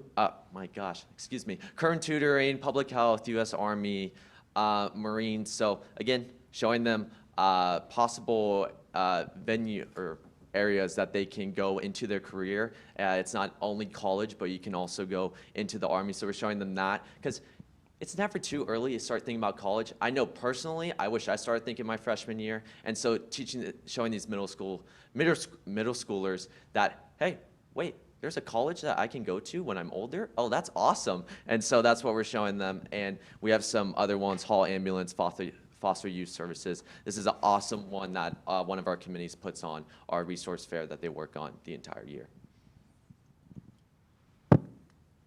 Here we have some QR codes to our website, and then to the right is a video of what our conference looked like last year, if you guys want to go ahead and check that out. But I just wanted to take initiative and talk about my experience with Leaders in Life. Personally, I want to say my 6th grade year, but then COVID happened, so I didn't officially start until my 8th grade year. And this year, I was just a regular general board, member. I would go to these meetings. And then I want to say my freshman year is when I got asked to be the shadow to be chair. And so taking this, this is such a big step. I'm fairly new. I'm a freshman. And at this point in my life, I am a little, just so scared, little freshman, I was so scared of public speaking. But I truly had the best executive board head. She was, her name was Kerrigan, I still remember her, and she was the lead of venue logistics. And I just remember one day, she told me, hey, by the way, you're gonna go present and you're going to start off this meeting. I said, oh, wow, okay, thank you. So now here I am, I'm an 8th grader at this point, and I'm standing in front of like 130 people, and I'm, opening up this meeting for everyone. And I know that if it wasn't for her pushing me, there's no way I would be standing up here doing this for you guys. And I just want everyone to know at our next general meeting too that like you can be in my shoes too, Even if you're scared, like you just need that little push, and I want to be able to share my experience with everyone and show everyone that you can get to where I am. You just need that little push. And I hope that I'm able to give that experience to everyone who joins Leaders in Life. Going to talk a little bit about my experience. I'm not as well versed as she is. I've been in the program for a year. So I joined last year as a general board member. One of my friends, Elle, was like, hey, my boyfriend couldn't join, so you could be like the second up. And I was like, sure, I'll be the side guy. No, I'm joking, okay. So anyways, so I joined. Going in and entirely new to me, but I'm a go-getter. I love trying new things. I love joining organizations that really have an impact on the community. So I joined the speakers and workshops. Basically, we get the speakers and workshops for the event. And so they tasked me with a big task. They said, all right, you're just going to organize everything on a Google Sheet. And so it took me 4 hours. But what I learned there was that that being accountable is what's most important when people need you the most. And so that was my first lesson. Right out the gate, I learned that I need to be accountable for these people. I need to make sure they can depend on me. So now into my second year, I got switched to development, and so where we have to get funding. And I was executive, so I got the executive position, and now I lead the group. We've got $96,000 in funding, which is awesome for the event. So we're able to cover this year and next year's conference, and we're looking very well for future finances. But what I've learned is I've pushed people out of their comfort zone. I remember our last meeting, I had to tell them, oh yeah, you're gonna present to 2 potential sponsors. We got 30 grand from them, of course. But they had to present, but they've never presented in front of these people, and they knew what Leaders in Life was, but they really had to articulate what they wanted to say. And so I was just like, you know what? This is what you do. You breathe. If you forget what you're gonna say, you breathe, and then you go out and you look like you own the room. And I told them that, and I said, you know what you're talking about, you just have to believe it. And they did wonderful, and we were able to receive $30,000. So this has been a great program for me. I know I'm sadly a senior, so I have to leave. I can't be a super senior in this case, but yeah, thank you guys so much. And yeah, that's about what Leaders in Life is, so we hope you guys enjoyed our presentation. Thank you so much for having us. Thank you. Thank you very much. Students like you and leaders like you are why this program is very, very successful. It keeps growing every year. When we had the pandemic, it took a turn because we weren't able to really bring the students in, but we have grown, and it's because of people like you leading this. So congratulations, good job. We're going to hire you for fundraising apparently throughout Kern County. So excellent job. You both We'll are see in you the perfect around. Thank job. you. All right, I'm going to turn this portion over to Trustee Robinson, who is going to do the introductions and go from there. So, do we have a $96,000 budget? Well, go ahead, Mary. I'd actually gone back in, I think it was back in November, to Cal State Bakersfield, where they were having a child trafficking seminar. 3 of the people that are going to be presenting some of the facts regarding that tonight are here, and they're going to be giving a brief presentation because this is endemic here in Kern County, not just in Kern County, but in California. I've looked into this, and some resources have told me that California is actually the #1 trafficking state in the United States. Now, that's not something that we want to go on ahead and jump up and down and say we're #1 with. This is, again, this is an evil, it's an endemic thing, and it has to come to a stop. And it starts with people becoming aware. There are things that are occurring around all of us that we just aren't aware of as parents, as adults. There's a whole new language out there, and we're not familiar with it. So the folks that we have tonight that are coming up here, starting off, I believe, with Sergeant Dustin Contreras. Oh, by the way, all of them, I think, are Kern County Against Trafficking, correct? Is that the organization? Oh, yes, Human Trafficking Organization. To start with, Sergeant Dustin Contreras was one of the first people I spoke to on December. and he's going to go ahead and open things up. And after that, we'll be hearing from Angela Look. She's with Kern County Human Resources, from Odessa Parker, who has her own story to tell, and also too a lot of very, very pertinent information to give us. And Angela Look will be finishing up. They have some literature outside. I hope folks will go ahead and help yourselves to it. If you would please, Sergeant, thank you very much for being here. Thank you, Trustee Robinson and Madam President. Good to see you again and the entire board. So just for clarification, Sergeant is not my first name. That is my rank and my day job. I am the co-director for the Kern Coalition Against Human Trafficking. That is my volunteer gig that I have been doing since 2012 in the inception of KCAT. To give you some history on human trafficking, what we like to do is talk about laws that pass and how this happens. So if you talk to former, whether it's a prosecutor, law enforcement, teacher, anyone that spoke about human trafficking, we drew parallels of human trafficking to prostitution.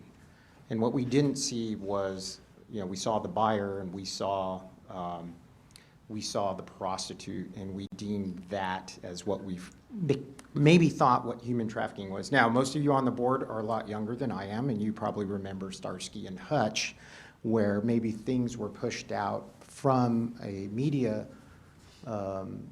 perspective of what human trafficking was. We all remember Huggy Bear was his name, and he was being renowned as the person that was connecting Starsky and Hutch to how to shake down prostitutes for information. And that's kind of how our brains were trained. And I'm just using one example of Starsky and Hutch. Depending on the generation that you came from, that was from the 70s and it pushed on. That still continues to this day, where we have a belief that human trafficking doesn't happen. We have a belief that pornography does not open up the door to what a lot of happens in trafficking.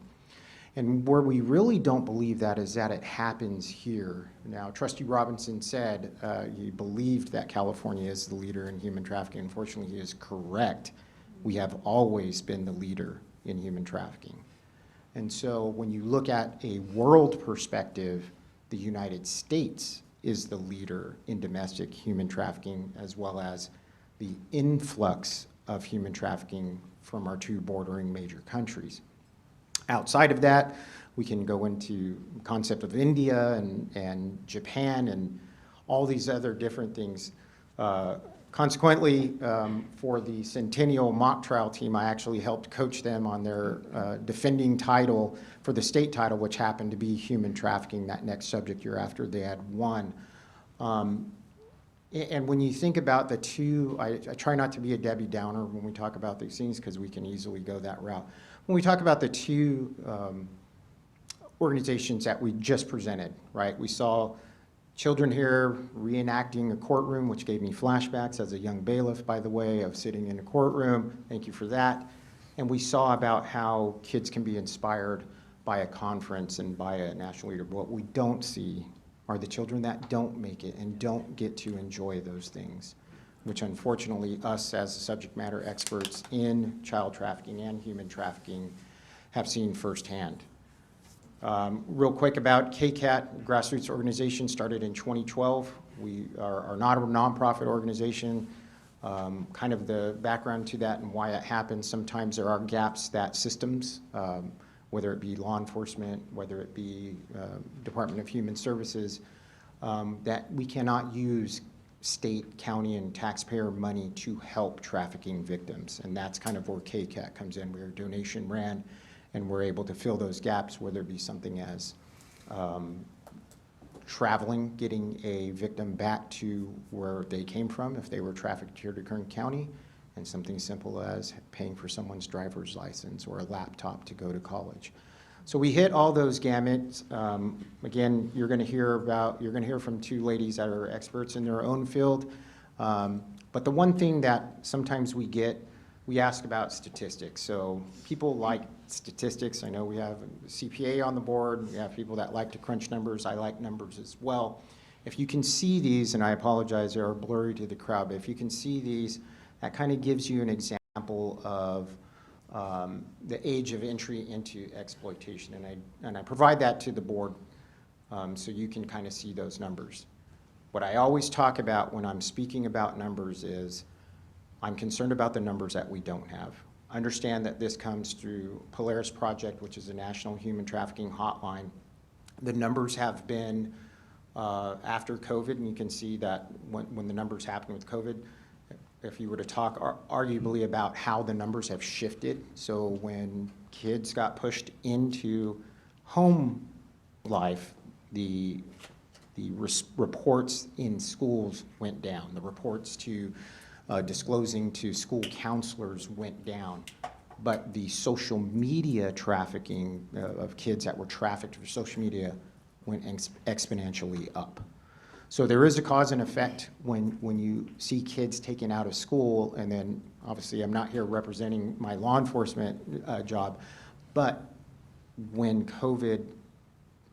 kids came back into school, we knew, and law enforcement, we knew in our day job that the referrals were going to go right back up, because now that you were going to have kids that potentially were trafficked, abused, whatever, we're now going to potentially report to their counselor or a teacher or someone they can find they felt safe. They were somewhere where they can. So this does happen in schools. I'm going to bring some key points here about where I try to quickly talk about myths. So if I were to poll the board or poll anyone in here, there is no right or wrong answer, but there are a lot of myths that happen when it comes to human trafficking. And a myth, the big one, is that it doesn't happen here. Now, you saw numbers that have happened. You saw numbers that have gone out there. And what I like to talk about numbers is that's who people that are reporting. Those aren't necessarily people that are going forward with prosecution. And we have an excellent district attorney that will prosecute to the best and with the best of them. And we have obviously a high prosecution rate here in Kern County. But not all those victims want to deal with law enforcement. Not all of those victims want their name out in the public. There's a lot of shame that comes with that. And unfortunately, isn't until someone prominent gets trafficked, or it happens somewhere in Rosedale, for example, that it gets the attention that this needs. And what happens is when you lose that attention, you think, again, the cycle starts all over again. This doesn't happen here because I don't hear about it. I don't see it on the news. So this must not happen. And the reality is a lot of things that happen with trafficking aren't palatable to the normal public. The stories that I could tell you, I could sit here and tell you the truths about human trafficking, and you would be appalled about what you would hear. That's not what we're here to do. We want to push on how important that is, that students are aware of this. They know how to either, one, get out of those situations, but also when we do talk to teachers, and teachers that come to us all the time about, hey, what can we do in schools? What can we do in schools? Years ago, there was obviously pushback in sex education in schools. That was, in my eyes, like, well, of course that would be sex education. And I remember my sex education teacher, who happened to be my football coach. He probably didn't teach as well as he should have, but I got the point. And why I say that is, I don't tell people this often. Two of my major investigations, while I was going on those investigations, I came across 2 human trafficking victims at different times. I went to Catholic school. One of the victims was a fellow Catholic school kid, came from a prominent family, was into trafficking at the high escort level. Another person that I went to school with was a special education student, and she was pushed into familial trafficking. Both of them I encountered here in Kern County 25 years later after school had got out. That's to give you a perspective that it hits home to everyone. Now, in this line of work, obviously as an anti-human trafficking expert, you come across a lot of these stories. But I'm here to tell you, please keep an open mind in these next presenters. We can answer some questions after. I was like that young gentleman just right now. I could speak forever about this subject, but I'll turn it over to them because they have good information. But if you want questions after, feel free to ask, but please keep an open mind, keep an open heart when we talk about this, because the information is real.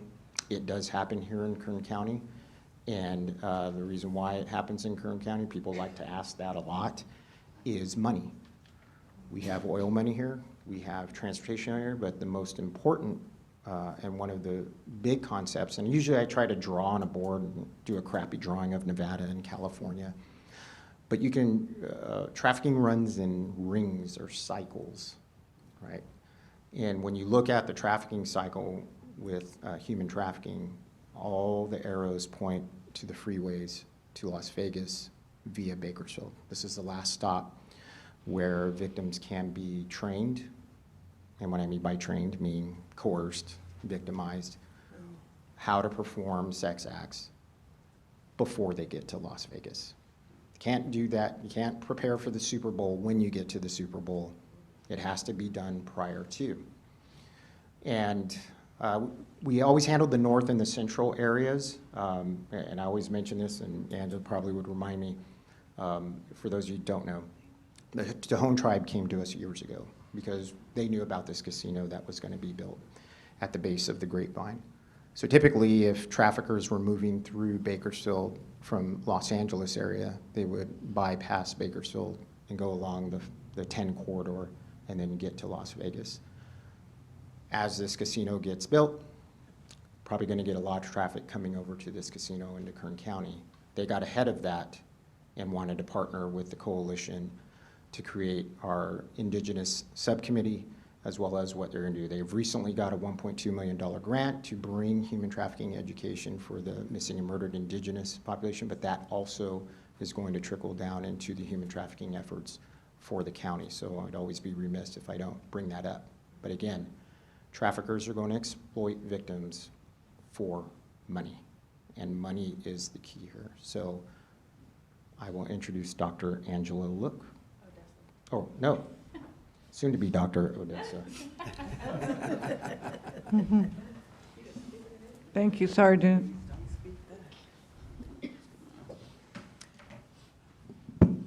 Good evening, everyone. My name is Odessa Perkins. I go by Des. I am going to speak to you. I'm going to give you a little bit of my story, but I'm going to also give you some statistics as well.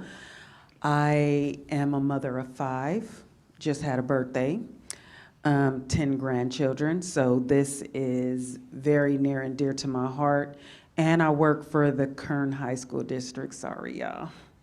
That's good. But I am a high school counselor. Prior to being a high school counselor, I was a high school teacher, and before that, worked for BCSD and as a teacher. So seeing all of this and being a survivor of human trafficking right here in Bakersfield is scary. Working with the children every single day is scary. Knowing what they're going through, knowing what they're dealing with is sad. A little of my story first. I was a former at-risk youth. I was in the foster system. I lived in Jameson for 8-9 months when I was growing up. I was taken from my mom because, I'll go to the familial, I was trafficked by my mother, which in turn led to trafficking by drug dealers and gangbangers and all of that type of stuff.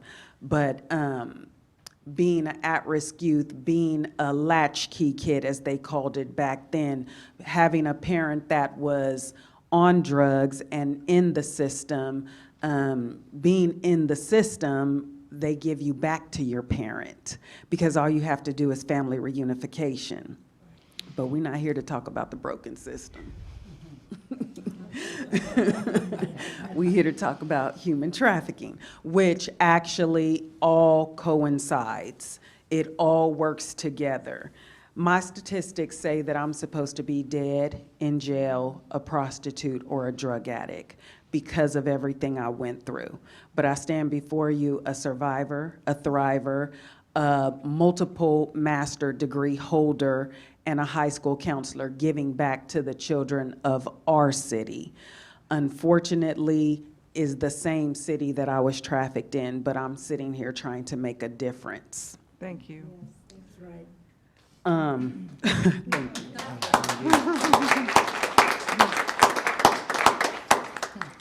The internet is great, but it is also tragic. I did give you guys some handouts. I have a lot of handouts over here for you guys as well. They are using the internet against us. They are traffickers. They are using our emojis against us. They are using terms against us. And us as parents, and I'm so glad my kids are grown, because I wouldn't want them to see and deal with everything that's going on right now. But then I sit here and I think about my grandkids. I have 10 of them, and 7 of them are girls. Now, I don't want to take anything away from the boys, because I will give you that statistic. 1 in 3 girls is trafficked. 1 in 6 boys is trafficked. Every 30 seconds, there is a trafficking victim. Just think about that. So everybody sitting up here, your grandkid, your kid, your niece, your nephews are all subject to be trafficked. Do I look like a trafficked victim? But I was. Trafficking is a $150 billion a year industry, and it's actually gone up. I think it's like $236 billion a year industry, because you can sell a child over and over and over again, multiple times in one day. So just think, if a trafficker has 10 or 15 kids, how much money they're making in a day. We talk about, we just experienced something great on Sunday, the Super Bowl. We just experienced the Olympics.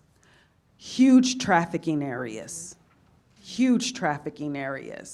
because they make so much money, they generate so much money, and that's what traffickers are looking for. But yes, they made that money there, but they got to make that everyday money as well. So they're trafficking our kids right here in Bakersfield. Working on the high school campus, we helped pass law in California, SB 14 and SB 1414. The day we signed SB 14 into law was a Monday, I believe. On Tuesday, I came back to work. Again, I'm a high school counselor at one of the local high schools. There was a young lady in the office, and she was crying. I walked past her and I'm saying, "What's wrong with you? Are you okay?" She said, "Yeah." So I'm thinking it was just a boyfriend thing, right? So I told her, I said, "Okay, you'll be okay." Walked past her again, maybe 10, 15 minutes later. She's still crying. I'm like, okay, if I come back by one more time and you still crying, we gotta talk. I pass by her again and she's crying. I tell her to come into my office. Within 48 hours, she was a victim of sextortion. The guy met her online. She friended him on a Sunday. On Tuesday, when I came back to work, she was already a victim. He had already saw who her grandmother was, who her mother was, what area she lived in. He knew what school she went to. He knew a family member who had passed away, all because, unfortunately, our kids post everything. And they post everything and everywhere they are right when they're in that particular location, which makes them susceptible to trafficking as well. So she gave me her phone that morning, and the things that I saw in that phone that had been displayed within 48 hours disgusted me. So I called I think I called Dustin that day, and I called some friends with BPD, and I asked them to get up here, and I advised our admin team, and I advised our deans and everything, and I had to be the one to call her grandmother, who this person had threatened to murder if she didn't send him a picture. And guess what she did?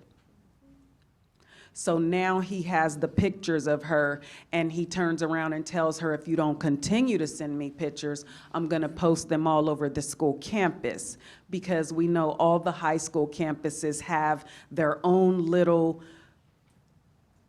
picture thing, whatever it is, but that's where they're posting fights. That's where they're posting all these different things. And he threatened to post it. So within this 48 hours, he had so many pictures of her, and he threatened her, and he threatened her family. So when I called her grandmother, who she lived with, her grandmother had to come up to the school, and they took her out of school that day. We haven't seen her since. Our kids are being exposed, and we need to prepare them for what's coming. Unfortunately, it's already here. I went to this event, it's called No More Do Better, about a year and a half ago in Orange County. And then I called the superintendent of schools, and I had a Zoom meeting with them, telling them that our kids are not as naive as we want them to be, unfortunately. We sometimes feel that if we don't talk about it, it won't come, but it's already here. There were 500 7th and 8th graders at this event, and they made it kid-friendly enough for these children to learn about human trafficking. And I called all the different schools. I called the Greenfield district. I called the Panama Buena Vista district. I called all these districts trying to see if I can start training their students so they can see the signs. And they told me, if you want to hit everyone, go to the superintendent of school. So then I had the Zoom meeting with the superintendent, and I even included the Orange County Trafficking Task Force, because they had already been doing this project, and it was shot down because they felt that the children were not ready for that kind of information. But our children are being trafficked. So if we don't give them the information, the traffickers are going to continue to give them the information. You weren't on that Zoom. When was that? It was January 2024. Were you talked to the superintendent? It was this office, but it was a bunch of people on the Zoom. There was a Hispanic guy, there were a couple of women. I don't remember. That's okay, that's all right. That's Garcia. That's all right, thank you. I think one of the names was Garcia. I just wanted to know the date, Yeah, thank you. but it unfortunately didn't go anywhere. But I'm kind of a loudmouth, like Mr. Robinson said he was. So I will never stop. I think our children need to be trained. I think all children need to be trained. I think if it can happen to me, and it started at 4 years old, it can happen to anybody. And we as adults have to stop telling our children, do as I say. We have to give them the tools, because if we don't, the community, the traffickers, TV, the internet will. That's right. Thank you. Odessa, thank you.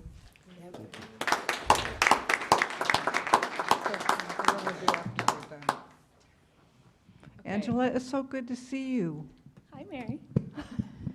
Hi, everybody. I'm Dr. Angela Look. I'm here as a steering member of the Kern Coalition Against Human Trafficking and a professor at Cal State, Bakersfield. I'm trying to make sure I stay within time constraints, so bear with me because I usually teach for lots of time. You're But- fine. You're fine. You guys are doing great. So much to say on this, but we're going to talk about exploitation and human trafficking. I'm so thankful to be here with some amazing people that I'm thankful to work with all the time. But let's jump right in. So I like to start with some statistics, and I don't like to stand still when I talk, so I hope that's okay too. Did you guys know that the average age of entry into this world is 12 to 14 years old? Think about that for just a minute, because what grades are we talking about? Responses? Okay. We're talking between 6th and 8th grade. We're stuck in middle school, right? And so, although I've been able to train many people at the Kern High District, not all, unfortunately, we've already missed how many of our victims if we're not waiting until high school to start looking at the signs. Right. Point number 1.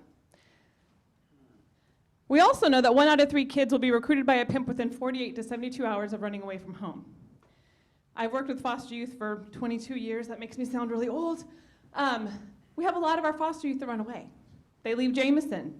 They leave placement. They're impulsive. They're upset. They leave.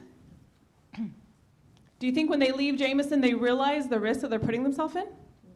No. Of course not, right? Is it only foster youth that run away? No. I'm thankful. I had a very good childhood. My daddy's a pastor. I have an A score of 0. But I still can remember a night growing up that I got mad at my parents. I packed a bag, and I had convinced myself I was going to run away. But I was too scared. Thankfully, I didn't do that. But I think about that night, because if I had left my home and I was out on the street, no matter why I'm out on that street, if I'm on the street, a trafficker, an exploiter, a pimp sees me and I'm vulnerable. We know across our country, we have 1.6 to 2.8 million kids on the street every night. And if we look at our data from our students here in Kern County, in the school year 21-22, over 5,000 students were homeless at some point or time during that school year. Start to do the math and think how big the problem is on a nightly basis of being recruited into this world.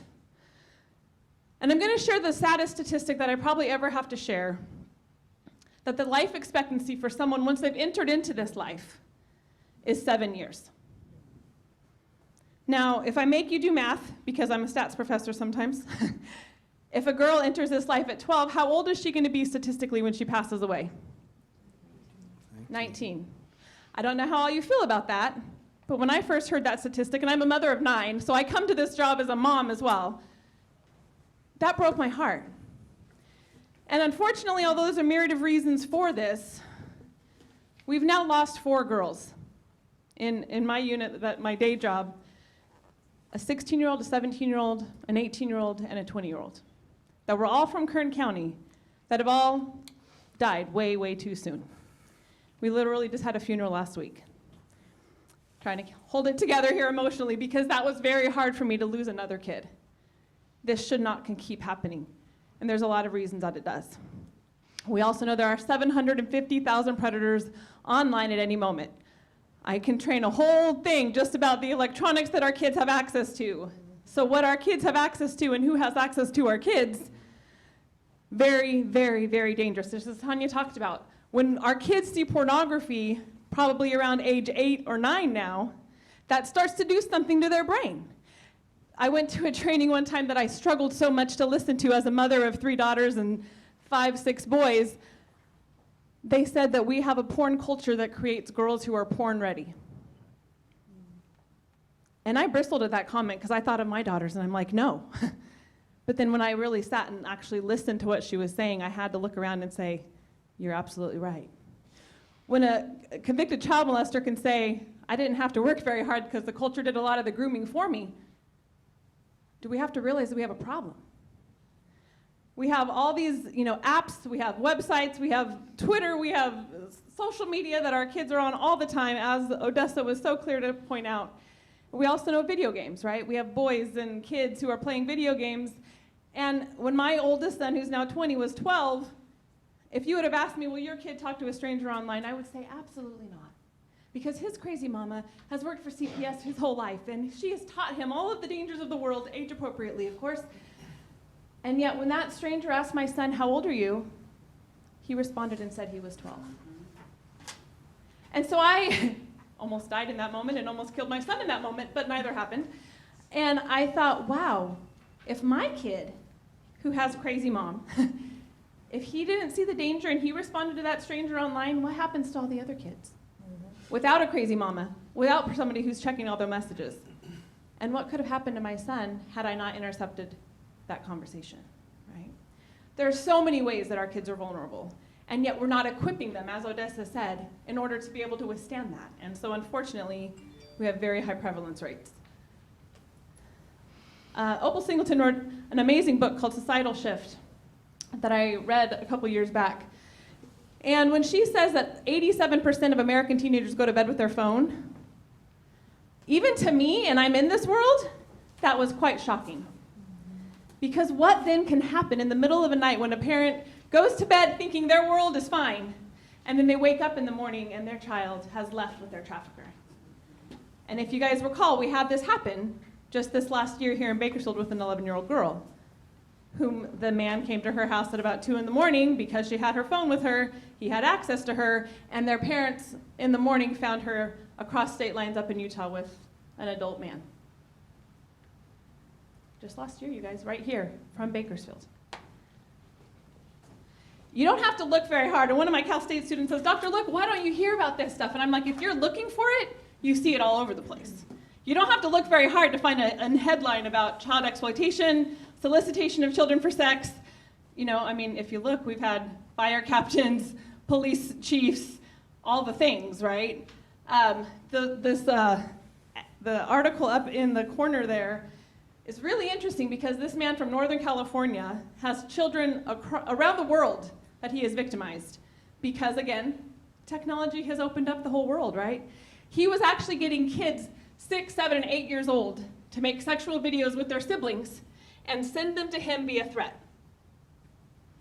If your kid has access to electronics, this can happen. Do you think our 6, 7, and 8-year-olds are being taught and educated on how to stay safe from that kind of a situation? Absolutely not.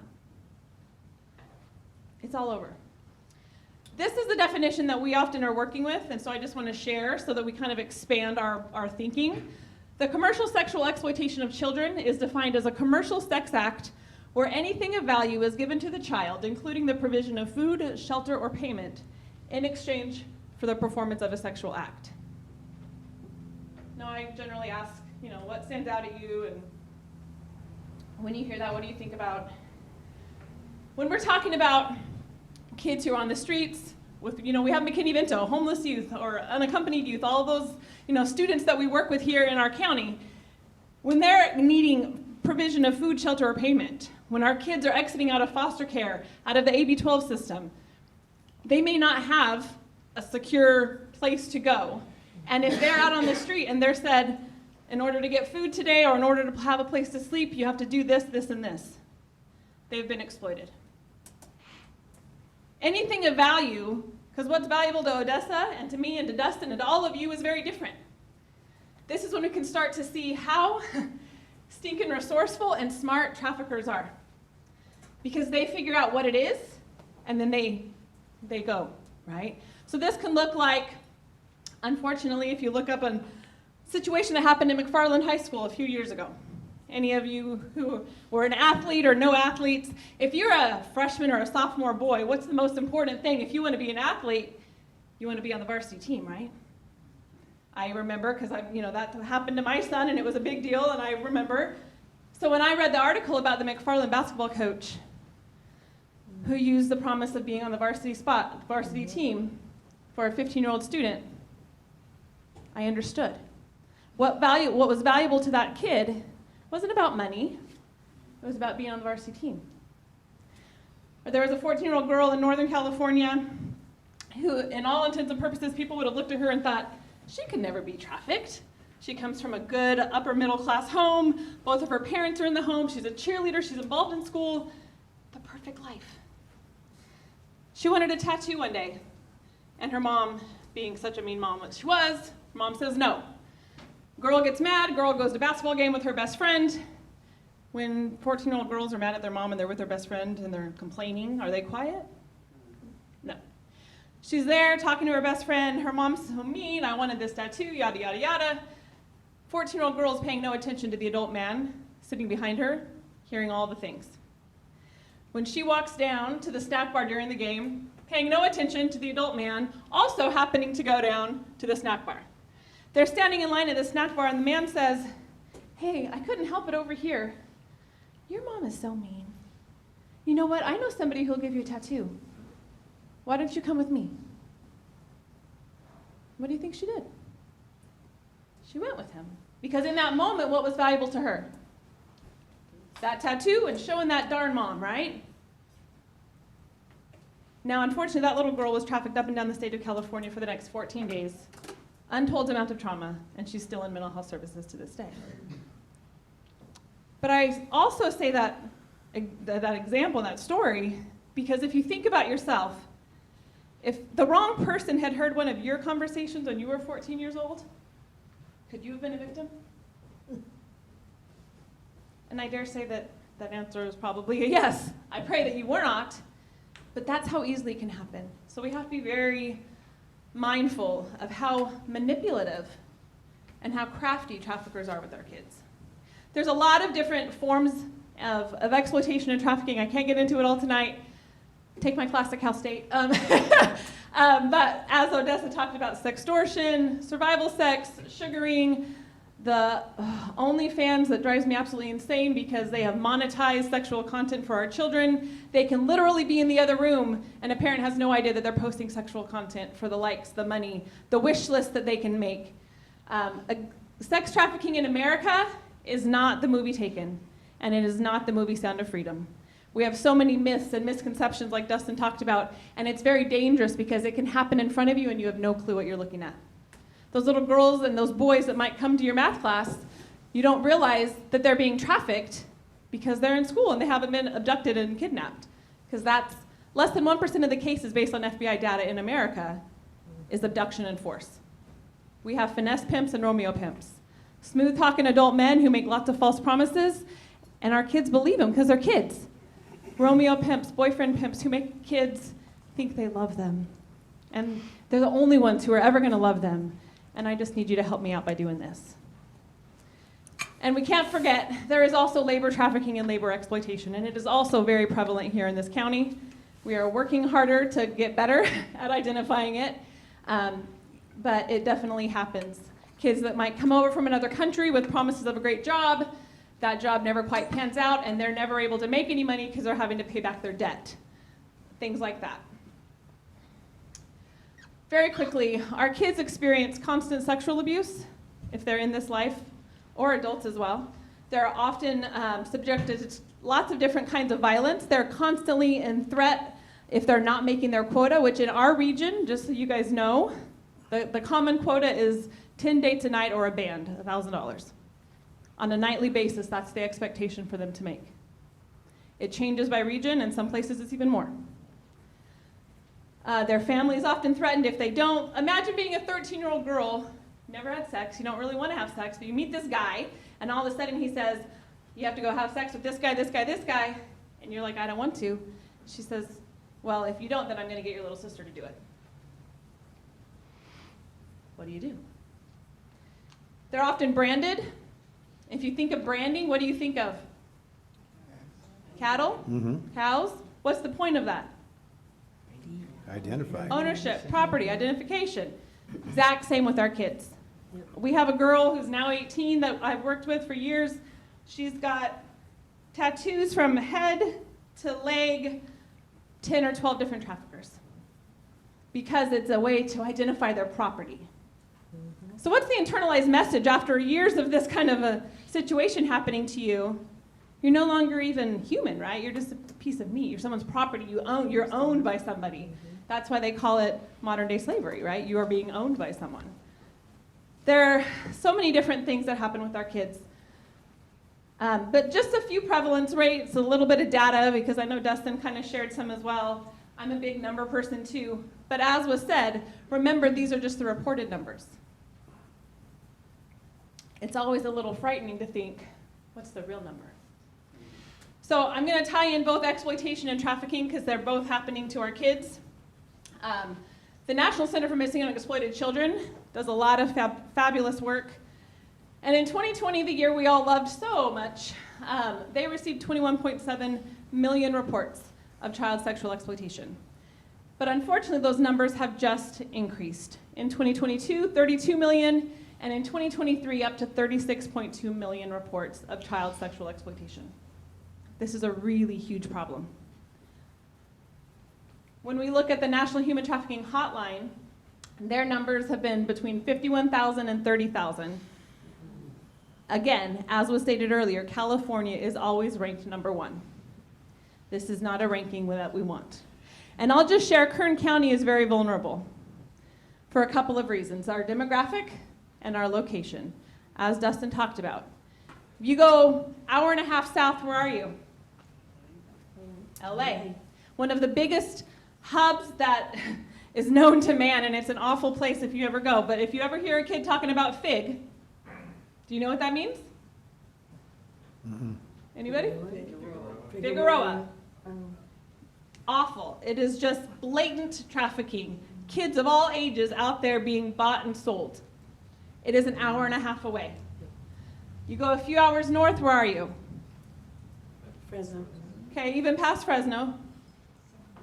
Sacramento, Oakland Bay, International Boulevard, another huge hub. And as Dustin already said earlier, Vegas, right? There's all these ways that you can go from here.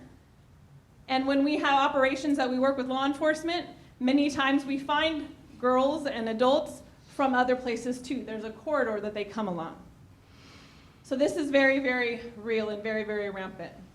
There was an amazing study that Minnesota did a few years ago. They do a statewide survey every 3 years by their public health department. And what they did in 2019 for the first time is they asked all of their 9th and 11th graders how many of them had exchanged sex for something of value, because that's the way we word it. And 1.4% of Minnesota's 9th and 11th graders in 2019 said that they had. Now 1.4% doesn't sound like a lot. There's 98% that didn't. I get that. But if you look at the numbers, that's over 24,000 students in California and about 600 here in Kern County. And I'll just tell you, I think that number is low based on my experience now over 7 years. We have seen kids in Kern County, hundreds of them every year, that have been identified as a victim of exploitation and trafficking in every zip code in Bakersfield, every city in Kern County, every gender, every race, every ethnicity, every socioeconomic status. I remember a situation that was in the Norris School District with 11 and 12-year-olds, and they said, oh no, that doesn't happen out here. Actually, your kids have more technology. They are on Oculuses and VRs, and they're calling this adult man their master. It absolutely does. There is nowhere that can say that this is not happening, and no kid is immune, including my own. And so that's the perspective I have to always keep in mind, right? Yes, my kids hear a lot about this and know a lot more than probably most kids, but every child is vulnerable. As I said, one of my jobs is I'm a professor at Cal State, a part-time professor, and I've always taught about human trafficking in all of my courses, and I was very, very blessed this last year to actually develop a human trafficking course, Psychology of Human Trafficking, under one of the psychology electives. And it's been an amazing experience, but what I wanted to share with you guys, because oftentimes I'm talking about kids. At Cal State, they're adults, right? And they're sitting in an educational institution and they're getting a bachelor's degree, and it looks great. Every semester, I have at least 2 students who disclose to me that they were exploited or trafficked.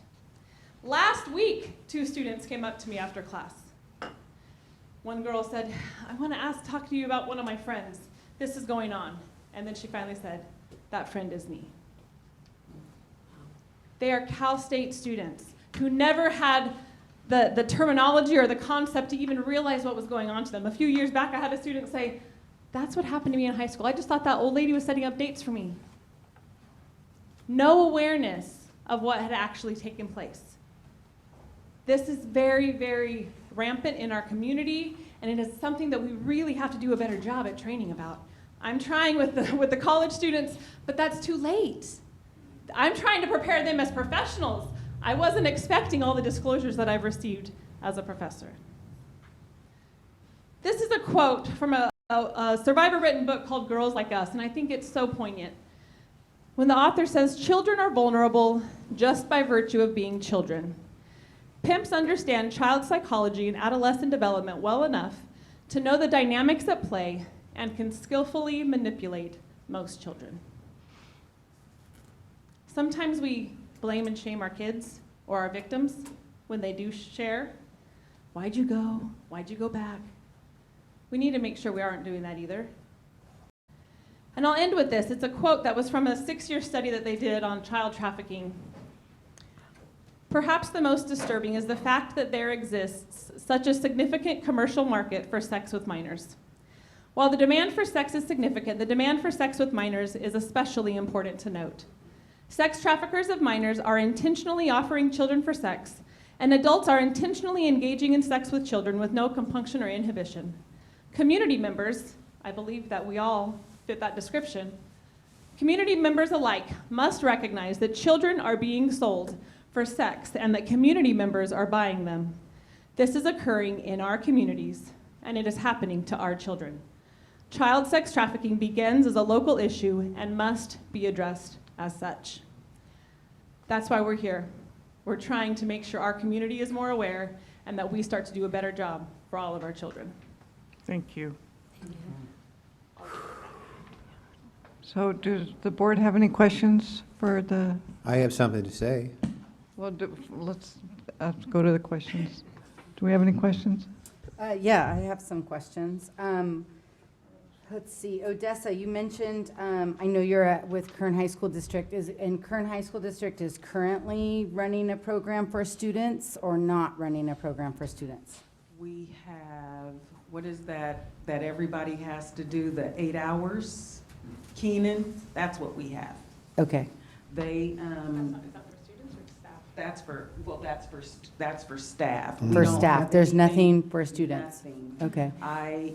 They just honestly allowed me last year to even train all the high school counselors, but there is nothing for kids. And at did you all. train them across the district, or Across was that the just Kern High School in district. the school? Okay. Yeah, because Kern High. I was in the district for 15 years, and I mean, I can remember bullying presentations that were done to students, but obviously not anything with the sex trafficking. Nothing at all. You mentioned Orange County and the program. Yes. Those programs were being implemented in the schools that you saw? Orange County did a pilot project 2 years ago. Okay. And they reached out to different schools, Riverside, San Bernardino, all of that. And they got a response, and they got 200 kids to come into one place. Last year, they had me come and speak, and they had 500. They were able to get 500 students with a waiting list of 200 kids. That was hosted at Vanguard University. This year, just about a week and a half, 2 weeks ago, they had over 700 students. So it's growing more and more, and that's what I'm trying to bring to Bakersfield. Okay. Because, I mean, is there curriculum behind that model or a teaching method? I mean, it's not, you know, if, in my mind, if I pictured it and said, okay, I have a school and we're going to open for a presentation, it's going to be required by all 6th, 7th, 8th graders to participate in. They're taken out of their PE class, whatever they're put in it. You know, my next question goes to, you know, what specifically is being taught? What does that look like as far as the presentation, or, you know, parents, you know, almost similar to what they do with the bullying, because obviously that program has been approved, it's been used, I think it's still being used in the high school district. And I just was wondering if there's a model out there for what that looks like. Okay. They have the model.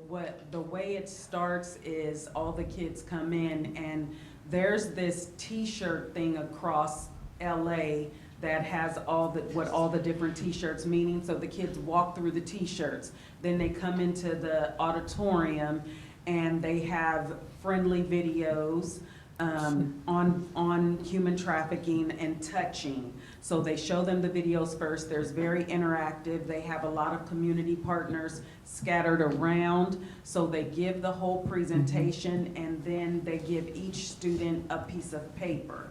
And the students have to go to the different tables where the community partners are, and answer a question. And some of the questions were response, some of the questions were in prevention, some of the questions were in awareness. And every single time the kid answered the question correctly, they got a ticket. And so the tickets were being able to be put inside these buckets where the community had donated different items and the kids had the chance to win. So it was an all-day event. It lasted, I want to say, from like 8:30 in the morning till like 2 or 3 in the afternoon. And then they had speakers come in, and Sure, so that- myself and 2 other survivors were the speakers last year. Awesome. So it's a much larger stage of presentation But they for started at students. 200. Yeah, So, that's it was amazing. it's amazing how Yeah. it has grown. Okay. So we need that here. Okay, because I mean, I can go back to even when I was in school, and I can remember Mothers Against Drunk Driving. Yes. They had a very powerful on-campus program, the car wreck, the whole thing. I mean, it still sticks very much in my mind. I'd seen the bullying campaigns that were done in school. You know, I have a teenager at 15 years old, and, you know, all of the things that we talk about that, you know, yes, I think I have full control of her social media, and, you know, we still go back and we find, oh, we're using an account on a friend's phone, and, I mean, the whole thing. But I think there's definitely kids that don't recognize it, obvious. I mean, they don't. That's how they get caught up in it. I would certainly love to see an opportunity to bring something where, you know, and I don't know what we're bound to legally, but I mean, I certainly would welcome this into the school. As a county board, I know that, you know, we cannot direct other districts to say this is something that they have to implement, but I certainly see the value in the county looking deeper into this and saying this is something that should definitely be considered. So, Thank you. thank And you. do we- Set up a Zoom. Yeah. Do we have any other So, questions? thank you. Do we have any other questions? So Odessa, do you find it where it's a lot of the parents that start putting the brakes on? I don't want sex ed at an early age. I don't want this at an early age. That stops having these kind of programs come into the schools? I honestly will say it's more of staff. Okay. And not even just staff, it's more of admin. All right. In this, what I've seen in the high school district, it's admin. Because the parents, when I just had a young lady who came out of the foster system and was at the school I'm at. And when they found out that I'm a survivor and I'm a counselor, they wanted her to come and talk to me. And I've gotten that even when I was at Bakersfield High School, when the teachers found out, I had spoke at the Board of Supervisors, when the teachers found out that I was a survivor and all these different things, everyone started talking to me, and then the parents started coming to me. But admin is the one who told me, you need to keep that after hours. Liability. Liability. I think it's the fear sometimes that I parents think aren't gonna it's like it. I don't fear. think they even have asked, you know, like, put it out there to even know, but I've had county council say that, oh, parents aren't gonna like that. I said, parents aren't gonna like when their kids are trafficked either, like, let's be honest, Correct. so. Correct. And Sorry, I'm a little- I've even talked to, I just spoke at West High, and it was during the truancy portion of it, and they left it open, and all the parents were there sitting and very interested and wanted to have the information and came up and talked to us. So I think it's, again, I'll say it again, I think it's fear. I think it's That's- fear. I think And you're right. we're scared that our kids won't understand it, or if we talk about it so much that it'll bring it in, but it's been here. Right, and the kids already understand it. They Any other absolutely- questions? Yes, I did. And down in Los Angeles, Orange County, that's where that took place last, where you had 700 kids show up. Were the parents there with them? Yes. So you had a lot of parent They participation. had a lot of parent participation, and then the parents that couldn't come, every kid had to have a permission slip. I'm really kind of disappointed that we don't have any press here tonight. We had all kinds of press and all kinds of people here talking about how they don't want the Ten Commandments in the school, and yet something like this, and I appreciate everybody who showed up tonight, just speaking from the heart. I heard the presentation back, I heard a presentation at Cal State back in December, and this one was just so much more hard-hitting. That was very good. Very, very hard-hitting. Angela, I have a question. Do you have those slides available to hand or to give to Kern County Superintendent of Schools so we can have them? As KCAT, I'm here under KCAT, so I just want to make sure that's clear. Okay. We have to do that every now and then because we're not getting paid for being. I understand. So are Can you those get us the slides? Yes. They're mine, yeah, I wrote them, so yes, I'm fine with that. Okay. I just So, want to make sure it's clear. That's what I make it, to the board. It's important to understand that it's not the Bakersfield Coalition Against Human Trafficking. There's a real importance in why it's Kern Coalition Against Human Trafficking, because we do highlight some of the things that happen here in Bakersfield, but mind you, this happens everywhere. We can show you the different and tell you that's a whole nother presentation of how recruitment is different from Wasco and Shafter and Ridgecrest and Lancaster. It has a whole lot of things to do, like the access to the train. And when she's talking about Figueroa, the train in Palmdale and Lancaster, how that takes you directly to and through Figueroa and to Orange County. That's one thing we forget.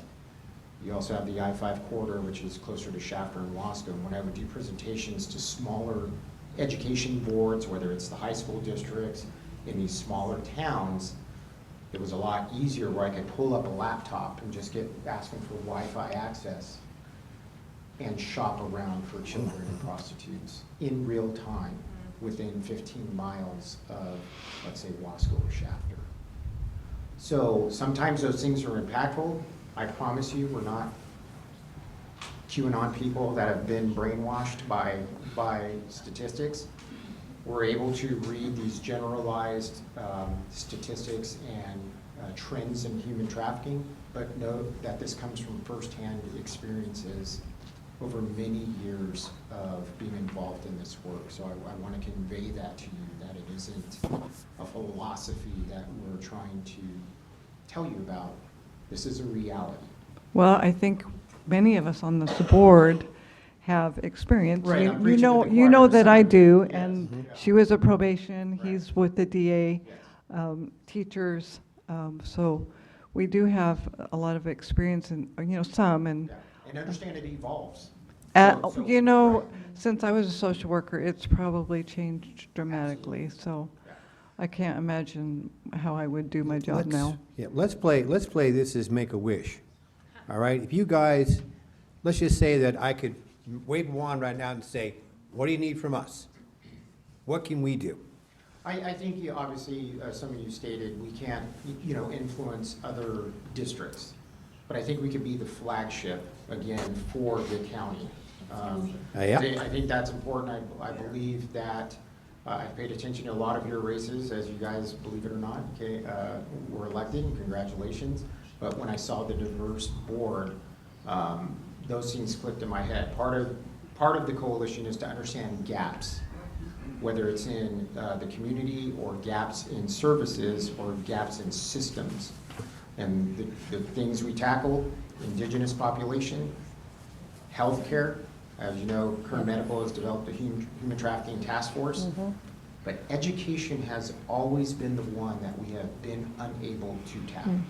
That has always been the biggest gap when it comes to anti-human trafficking policies, or however you want to call it, just advocacy in general. And so what I would see and where I think this board can be the most impactful is creating that and becoming that flagship and that beacon for everyone. And there is legislation behind that, AB 1227. California schools are actually mandated to do that, and yet we have failed, honestly, to do so. So the big thing is understanding What- that it does happen in our backyard. AB what? AB 1227. Yeah. Maybe what? 1227. It makes sense to me to start here because we have jurisdiction over court and community schools, and those kids are already coming from broken homes with a list of things they're already dealing with. So can we start here? Dr. Mendeborough? Go Let's ahead. do this. Well, Julie's already I'm talked sure- about it. So a couple of things for you. Steve, I just texted him, see if he can speak. We have, through the Kern Network for Children, we do have a program that we talk about human trafficking. So we do have that. But I will say, as an institution organization from the Kern County Superintendent Schools Office, as an advocate for children, this is definitely an area that we need to be advocating for more. So I will be getting your information and communicating with you in regards to how we can start doing this countywide and helping our school districts have an understanding. We do have superintendent meetings that we have throughout the year where after we discuss and talk about some next steps, we can invite you to that superintendent meeting so that you can at least explain. And then we could be the hub as the Kern County Superintendent Schools Office to help you do community type venues where we can bring in parents and such and start there. I think would be a really good one in hindsight based off what you just said, talking to different districts and they said go talk to the county office because I think they just, it's one of those areas that how can they help but what they can do. So we already have something, Steve, if you want to pop up just to explain the Kern County Network for Children, what they're doing, which is actually next week. Hi, everyone. Steve Sanders again. And just want to say, Ms. Perkins, you're a saint. Thank you for sharing your story. It's amazing. I mean, your willingness to do that.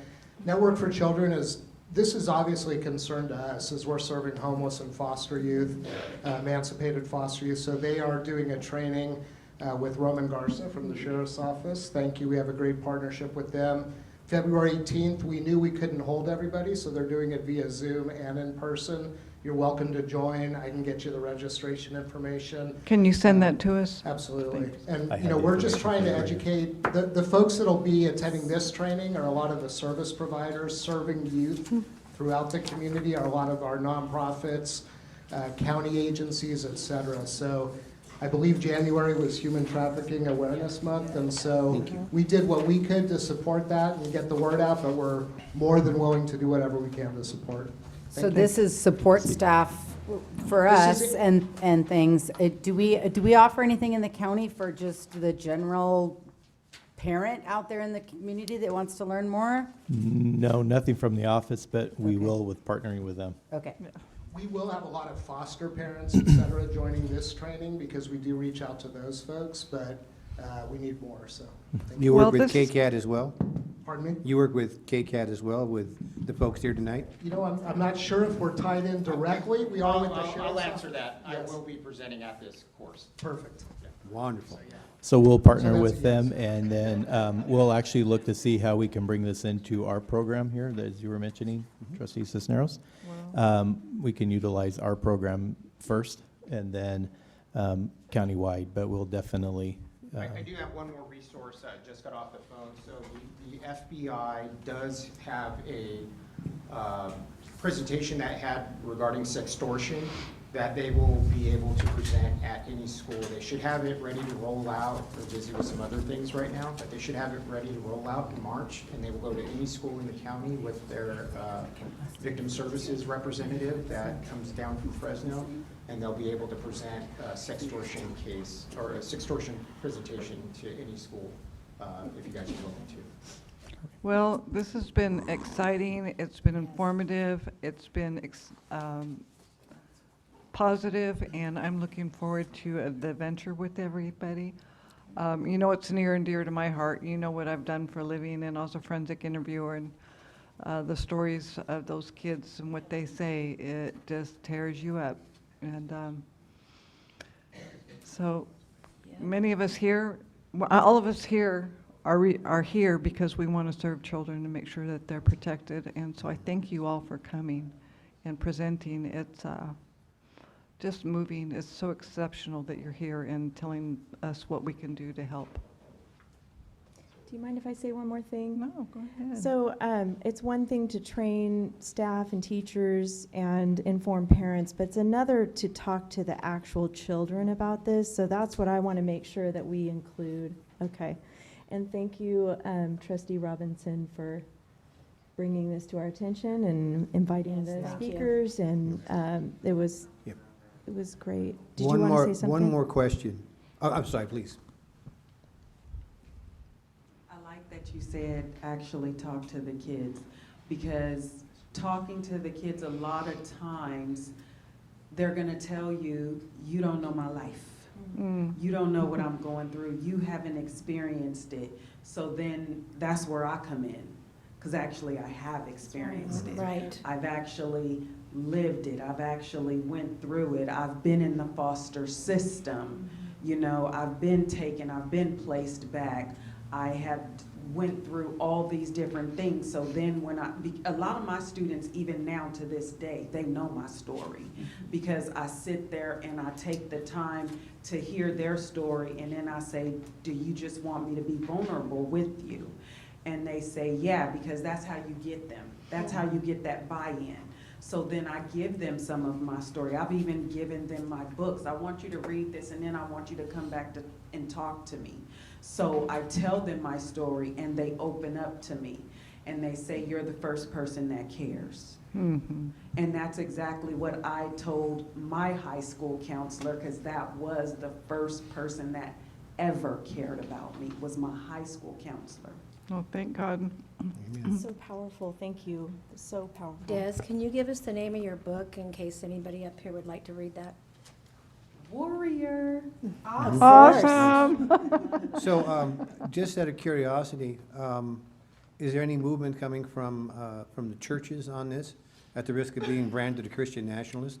So, well, City Serve does a lot, and of course, they have a lot of faith base there. At Canyon Hills. Canyon Hills does a Mhm. tremendous amount of work with us, and their Operation Rescue and all those things. And so definitely, they even, you know, every January when we do HC Awareness Month, we use the summit, and they absolutely are in collaboration with us. We have had in the past a faith-based branch off of KCAT, and so that's a piece that we still want to tap into more. But Those it's are the definitely- only two churches. Thank you. And just for your note, if you're going to speak, you should get up at the mic, because we really can't hear you. You can't hear me? Well, we can't, I know. You we can hear. You'll be, no, Angela, it's being recorded. Sorry, okay. So, but thank you for coming. Canyon Hills. Yes. All right. If you would please, board, if you would go ahead and please leave your name and contact informations with Steve, what is his last name? Sanders. With Mr. Sanders back there, the very, very distinguished looking gentleman. Thank you for filling in so eloquently, Steve. And so for now, we are going to take a 5-minute break.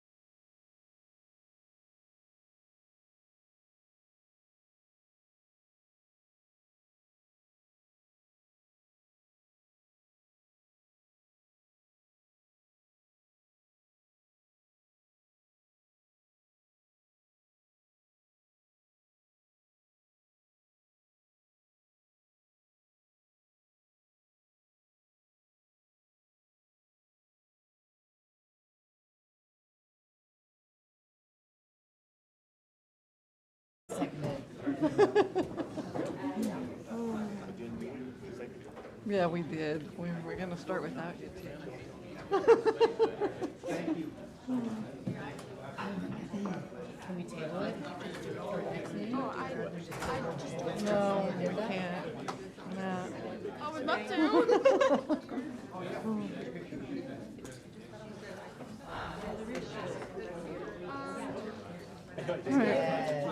I know, they've got a 2-hour drive. All right, we are now back in session. We are on item 4.1 consent agenda. Do we have a motion? Move to approve. Second. All those in favor? Aye. Any discussion? No opposed, thank you. And 4.2, general business. We have 4.21, a public hearing regarding Realms Charter renewal petition. Dr. Mendenborough? At this time, I'd like to introduce, Kimberly, you're going to introduce this, or Kimberly Graham, our Chief Leadership Support Officer, who oversees the charters. Good evening. Tonight we have Realms Charter. They have submitted their petition for a renewal, and they are here this evening to give a formal presentation. So at this time, I'd like to invite the Realms leadership team to come up. Thank you for being so patient tonight.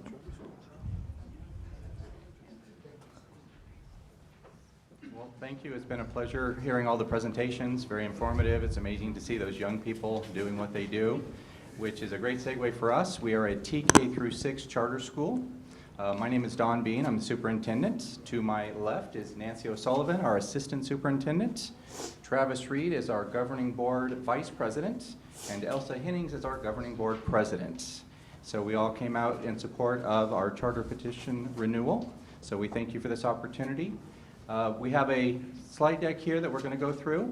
Realms' vision: as a school of choice, our vision is to create a growth-minded school where all students are empowered to reach their full academic and social-emotional potential through STEAM, foreign language, music, and resilience education programs.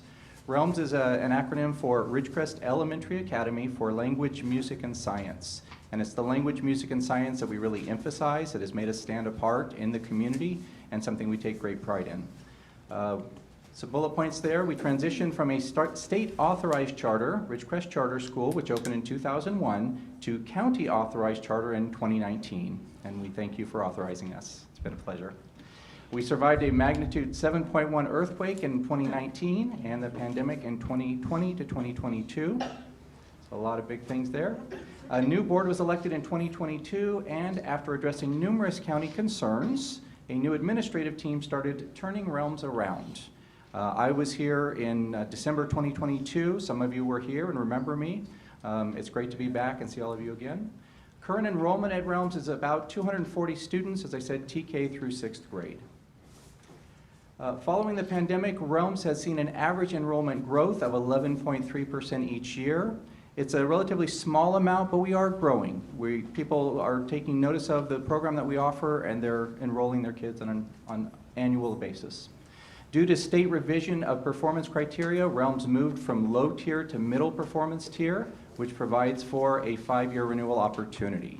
And that is what we're petitioning for, a 5-year charter. One of our major accomplishments that I'm sure all of you will be happy to see is that we improved our California dashboard results from red and orange in several categories to yellow for all students in all categories for the 23-24 school year. So that was a great accomplishment. We are showing growth, we are turning things around, and we're making a lot of improved changes in our academic performance, as well as those other dashboard indicators. As I said, language program is one of the things that we take pride in. We have a Spanish language program, and through the support of Kathy Morris and some others that have come in and looked at our program, this year we adopted a brand new curriculum to focus on not only reading and writing, but listening and speaking skills as well. All students are instructed in Spanish for 30 minutes twice per week using the state-adopted curriculum. That starts in the TK level and goes all the way up through 6th grade. So it's great to see the little TK and kindergartners with their Spanish words and their Spanish coloring and pictures and all that great stuff. Music program. All students, TK through 6, instructed in music. TK through 2nd gets 30 minutes twice a week, and our 3rd through 6th graders get 45 minutes twice per week. And the extra time for the older kids is primarily for the focus on the orchestra and the band. As you can see from the picture there, we have all kinds of musical instruments, from violins, cellos, basses. We have a drum set, electric guitars, acoustic guitars, xylophones, recorders, just everything to meet all the different age group levels. The science program. All students have project-based science instruction through Project Lead the Way for 1 hour each week. We're fortunate to have a trainer of teachers for Project Lead the Way on site. And so as we have staff turnover occasionally, he's able to teach those new staff members, and that keeps us always current with all they need to know to be able to work through those different projects at each of the different grade levels. We included a picture there of Farm Day in the City. That's a wonderful Kern County project. Last year our 2nd graders went, in a couple of weeks I think it is, our 2nd and 3rd grade classes will go. So it's a great opportunity for them to take part in Kern County sponsored events. We also have, that's all right. We also have Camp Keep. And for several years now, our 6th graders have been going to Camp Keep. Absolutely love it. It's a great experience for them, a great way to be hands-on and to get out there and to use those science skills and standards that they're studying all year long in that great outdoor environment. Wanted to talk a little bit about our Extended Learning Opportunity Program. We do it self-contained at Realms, meaning that we don't contract out to anyone else.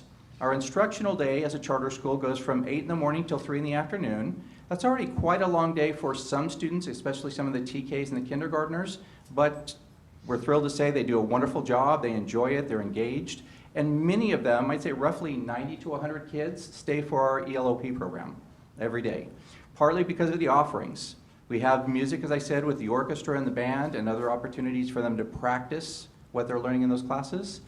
Spanish club, art club. We have a yoga instructor that's a professional that comes in and teaches yoga for the students. That's a big hit with the TK and the K for some reason. They love doing the stretching and stuff. Chess club just started up. There's a great interest in that. And again, you know, we're doing it 2nd grade on up and just teaching them those thinking skills and seeing their minds develop in how to think through, you know, advanced moves and stuff is encouraging. Crochet club is another one that we just started up. A lot of interest in that, to our great surprise and pleasure. So we had local sources that we got the crocheting needles and needles, is that what they're called? Crocheting, yeah. And all the yarn and stuff. He does that. Yeah, big fan. So that's been a great success as well. And then we have Anchored for Life. That's been in place for a number of years at Realms.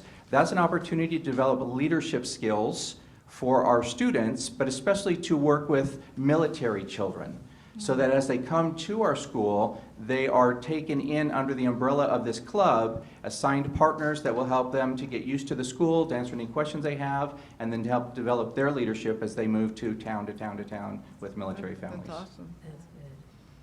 Lots of parent engagement opportunities. We're trying to do a number of things, including the parent-teacher organization, school site council. Our campus beautification days we've been doing for several years now. It's an opportunity for parents to come and to clean up the campus. We've got pictures there of a couple. I asked the guy on the bottom to strike a pose, and that's what I got from him, so that was a lot of fun.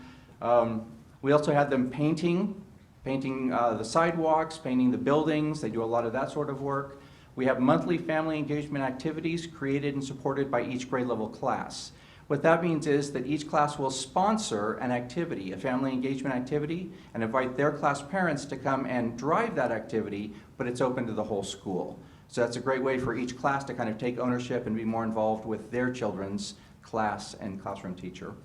We take part in the annual Junior Olympics. We've been doing that for several years now. We have a great on-site program where lots of parents contribute to that, and then those move on to the city level. And then I think we've even had one or two that have gone on to the county level. So good athletes there. And then our annual Scholastic Book Fair. We have parents volunteer to that to help support that book fair that takes place every year. We just finished that up. We made approximately $10,000 in books for our school. So that was a great little fundraiser for us. Involvement in the Ridgecrest community. So more and more we're trying to be outwardly involved in the community, not just having people push into us, but trying to be a greater part of the community. We have reading dogs that come into our school. We have the Ridgecrest Police Department and Kern County Fire Department come on 9/11 Got a lot of great photo opportunities with them. They brought their vehicles on the campus. The kids got to go inside of them, sit in them, ask questions about them. The police chief came and talked with them. It was a really great way to foster that development, that understanding that they work alongside of us, and we want to befriend them and know them well. Salvation Army, we do donations of clothing and offer parent resources. They are really good at donating food to our community, and so we do let our parents know about that and make that available as a resource to them. Rotary Club, we have membership. We're currently working with them on a scholarship fair in which we're offering scholarships for high school age students, and for us just to even get the word out. Some of our parents have children in our school as well as in the middle school and or the high school. And so for them to be made aware of this is a great resource that we can offer to the community. And then finally, we had recently a Sierra Sands Unified School District presentation for our 6th grade families. Because when they leave our school, they need to know what their options are. So we had a couple of people from Sierra Sands come in, one from the middle school, he's the principal, and one from the Extended Learning Opportunity Program, and talked about the 3 different options that children have when they leave our school. So again, a nice outreach for those families to have those resources. Okay, and then our final slide here, I think, is we just want to address our future efforts. We know that you read through our charter petition, you know that we have some areas to continue to grow in, and one of them is definitely balancing the budget. We're going to work on that through recruitment efforts and cost-cutting work, working with our Kern County fiscal analyst. We talk weekly. We're always looking at the budget, looking at ways that we can address that through staffing, through benefits that we provide to them, different ways that we can look at addressing how to cut our deficit spending. We also want to continue to focus on staff development and retention. In a rural community like many in Kern County, staffing is always a struggle. It's always an issue, and you're very acutely aware of that from your districts. So we are trying to do things that we can to foster reasons for them to stay through professional development, through coaching opportunities, and through creating a small school environment that's warm and friendly and inviting. And we are getting more and more retention. Sometimes they leave for military family reasons, sometimes they leave for other reasons, health reasons, or personal family reasons. But we're trying to work on that. And finally, improved parent engagement in the school. As I said, we offer a lot of opportunities. We're still trying to get parents involved. I know that's a universal issue around the state and the country, but it's something that we're striving to do. We know the value of having parents push into the lives of their children to educate them and help them to want to be in school, to do better in school, and to see the advantages of being in a good school of choice. So we also have a video presentation for you. And that was created by a lot of our parents and a few staff members with that simple question: what do you enjoy about Realms? Programs they offer here, and I also enjoy the fact that my kid comes home happy and smarter every single day. That they have soccer and our Can you turn that volume up? Parent-teacher involvement. Hi, I enjoy the small classes. That's something I enjoy for my kids, so they get to know the other classmates and the teacher better that way. When they're small, it's more personal. I really like the music and the science department, and the fact that you can get into yoga and the junior orchestra, a lot of activities that keeps them engaged in learning. Awesome. Well, I'm Mike Myers. I'm a 5th grade teacher, and I came to teaching this my 9th year, kind of late in life. But I got to tell you, the places I've been, like working in Oxnard, Los Angeles, Eastern Sierra, and then finally settling here 3 years ago, there is no place that cares more about the children. And I mean the teachers, the administration. There is so much love in the school, so much cooperation. I got to tell you, forget test scores and everything else, this is a family environment. So this place is precious. It is precious, and we need to keep it going. So thank you for your moment. Cheers. I enjoy because it's fun. As a parent, I enjoy smaller class sizes. I like that everyone here knows our name and knows my daughter, and it just feels very personal whenever I come here, and I love how they keep her safe and let me know what's going on with her. Awesome. I think for a parent, we like all the different programs that they offer, and the communications that we get through the emails and through what's sent home to the kids is always helpful, and it always keeps us pretty in tune with what's going on. I love the strong sense of community, the staff, the teachers, the students. And what about you?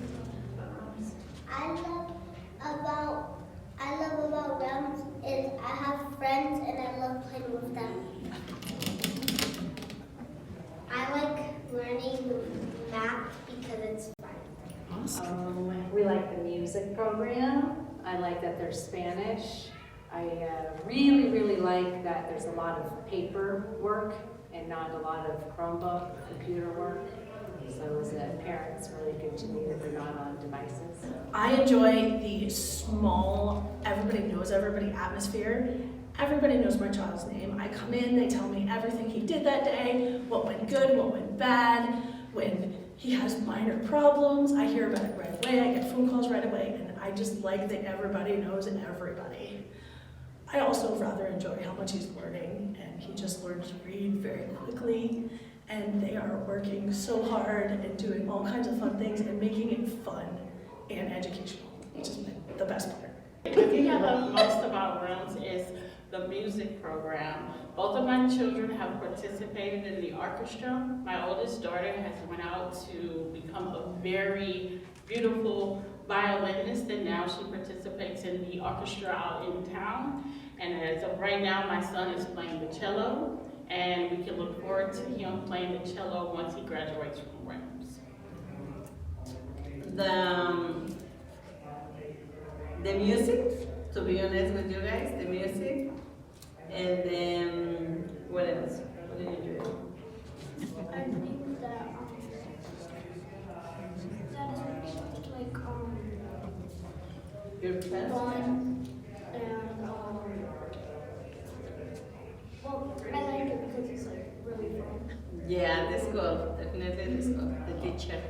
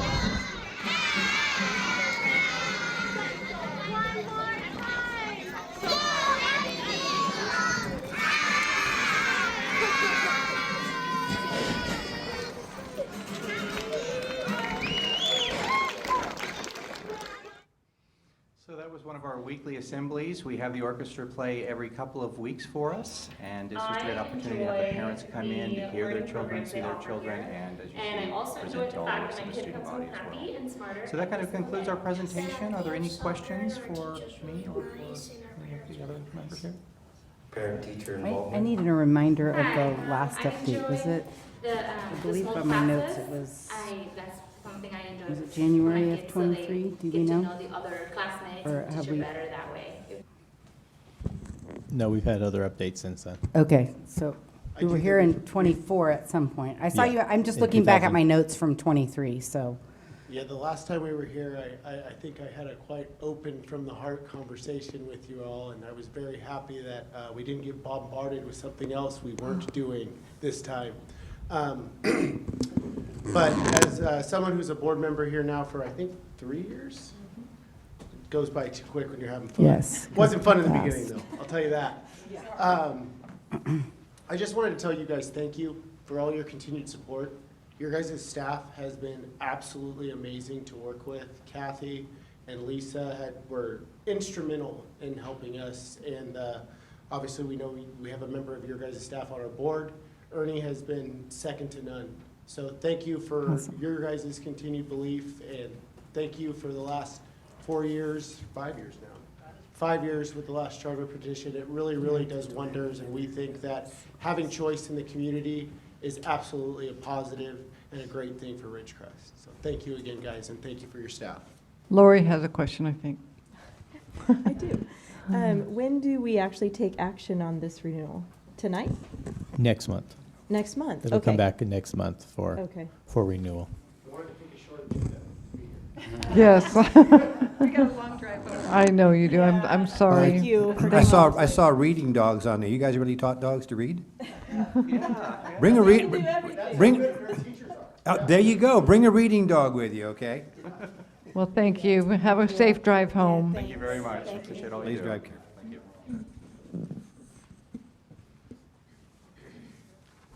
Is that all we have on this subject, Dr. Menzel? Yes, that would be Okay. it for tonight, and then next month they would come back for approval.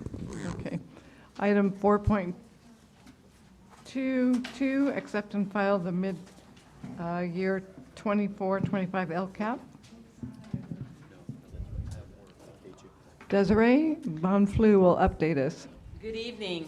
For our new board members, our LCAP is the Local Control Accountability Plan, and we create and submit a plan every year. There is also a requirement for a mid-year report, and that is the base that we are covering this evening. So if you take a look at your document, on page 1, you'll see the review of goal number 1, which is social emotional development. It includes parent involvement, student engagement, attendance, chronic absenteeism, graduation rates, and school climate. You can take a look at all of the goals that we have there statistically, what we're looking at to review as to whether or not we've met our goals. And then you'll also see behind goal number 1, the fiscal expenditures that have gone to support the efforts towards those goals. We're halfway through, so I go through and take a look to ensure that anything that is outside of that 50% window, I understand the reason behind that. And so you can go through each of the goals with us this evening. On page 2, you see goal number 2, numeracy and literacy, which leads to college and career pathways. Here we're taking a look specifically at student achievement and course access for our students. On page 4, you'll see goal number 4, where they take a look at the specific student groups by ethnicity, by our populations, and they review the CAS scores. In goal number 4, that is written by our foster youth team, and goal number 5 covers our special education program. And so those are all areas where you can take a look to see if the statistical goal has been met, and then the financial accountability that we have for overseeing those efforts. Are there any questions on the mid-year LCAP report? The category that says baseline from 2024-25 LCAP, that is your goal by the end Correct. of 25? Correct. Okay, and then the next column is where we're at as of Currently. December, a couple months ago. But the goal is by the end of the school year. Correct, and you will see some blanks in there because those activities or the events that go with that goal only occur once during the year, and often when they only occur once, it is at the end when that data is collected. Do we normally meet those goals? Has that been the pattern that you've seen? We do. We will have slight changes on occasion. If we had planned some professional development and then we ended up going with a different vendor or a different priority. The other place where you start to see some changes in the information when you look at the baseline for CAS scores. But again, we have a tough time making this a relevant comparison because our students vary from year to year. We never have the same population. Thank you. Any other questions or comments? Thank you, Desiree. You're welcome. Good night, Desiree. I hope you have more. You have another one. We don't have to take any action on that, so we're on 4.2.3. Annual audit report. Good evening, Board. So I'll keep this nice, short, and quick for you all. Government code and education code requires that we complete and go through an annual audit, and that audit's done to the specifications required by the state of California and in conformity with their regulations. And I'm happy to report that we received a clean bill of health. We got an unmodified, unqualified opinion from the auditor, meaning that they didn't have any reservations, issuing us a good, clean bill of health. And on the very end of our audit report, you'll see that we have 0 financial statement findings, 0 federal awards findings, and 0 state findings. On the very last page, they even concur that we've cleared up the audit finding that we had from the prior year, which was just around our comprehensive school safety plan and just making sure that we approved it on time this year, and we've done that. So I'm welcome to answer any questions that you might have. Can you tell the board how many years an audit firm is used and how many years we've used this one? Yes, so districts are allowed to use an audit firm up to 7 years, and they can continue using the same audit firm beyond that, but they need to change the principal. So the person responsible for that audit needs to change every 7 years. So you could, in theory, have the same auditor for 14 years going through 2 different principals if that's how you went, but we normally go through an RFP process every so often. And so our current contract that we have is for the next 3 years at minimum. Did that answer your question? Yes, Did I miss think so. anything? Okay. I just wanted the board to know that we only use them for a certain amount of time. Correct.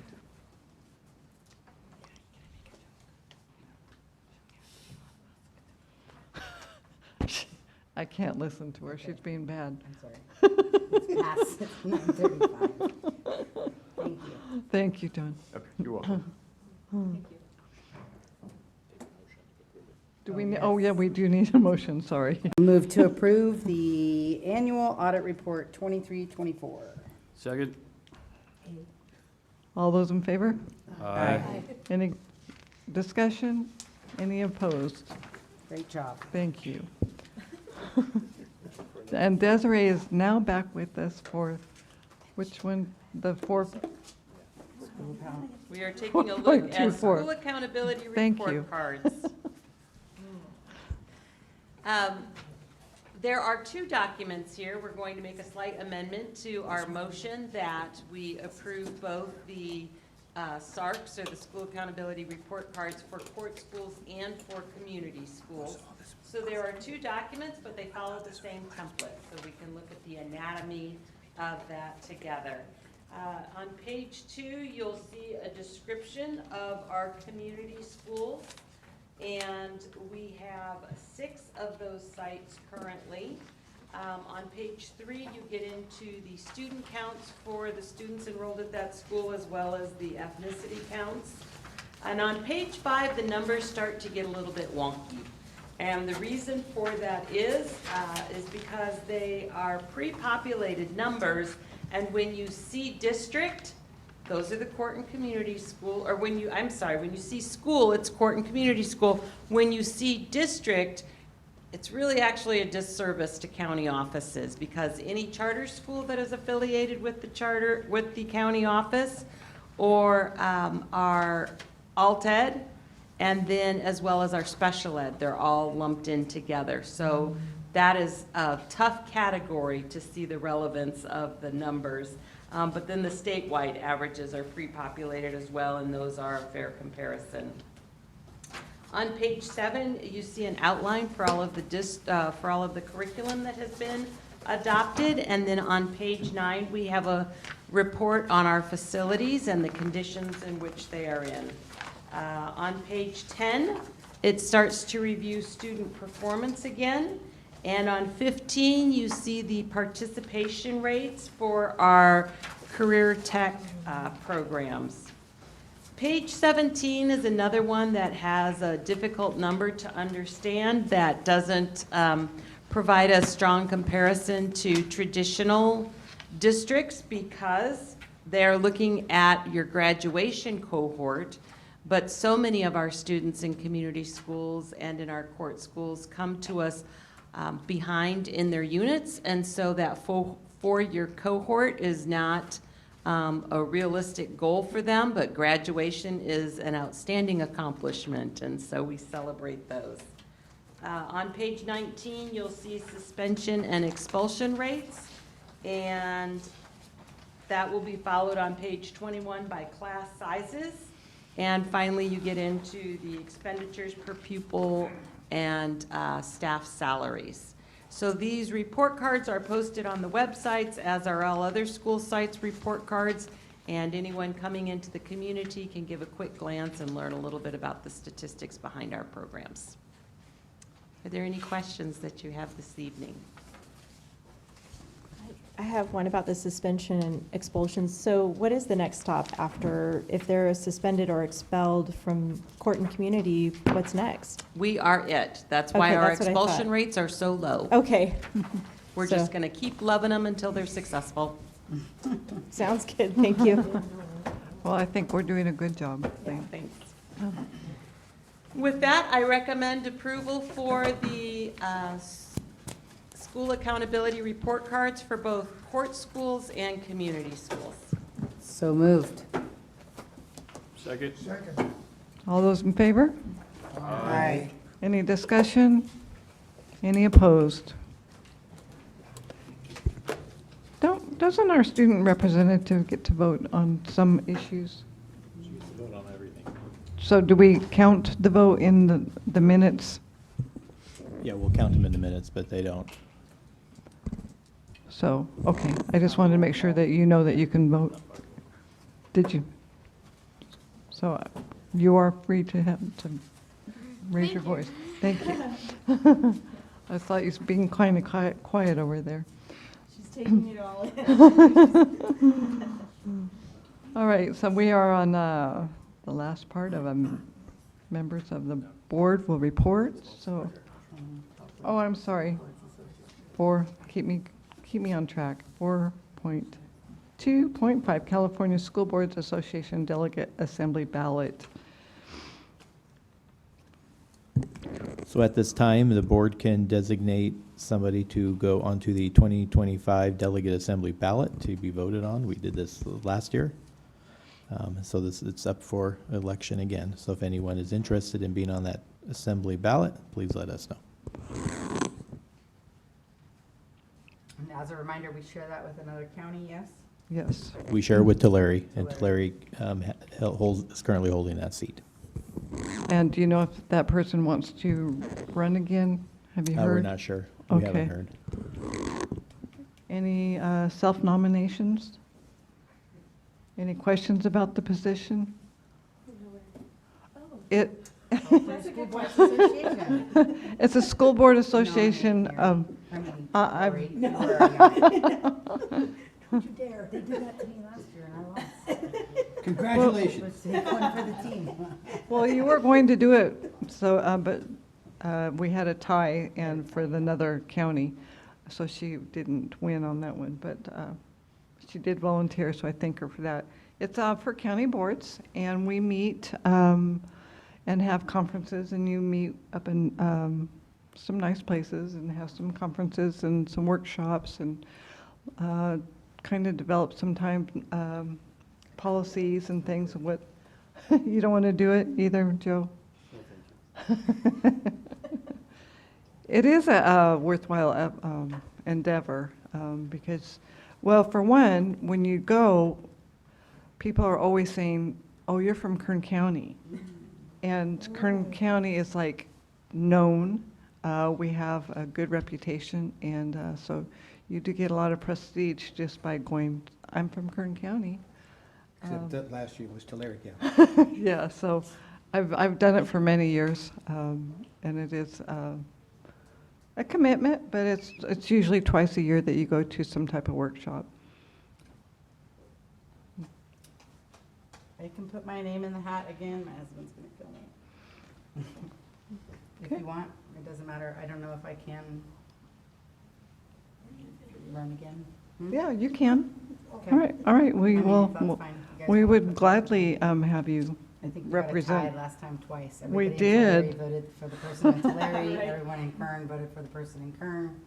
So we let Tulare have it because Tulare hadn't represented the region for years, so it's usually Kern County. So we will put your name in the hat. Thank you, Julie.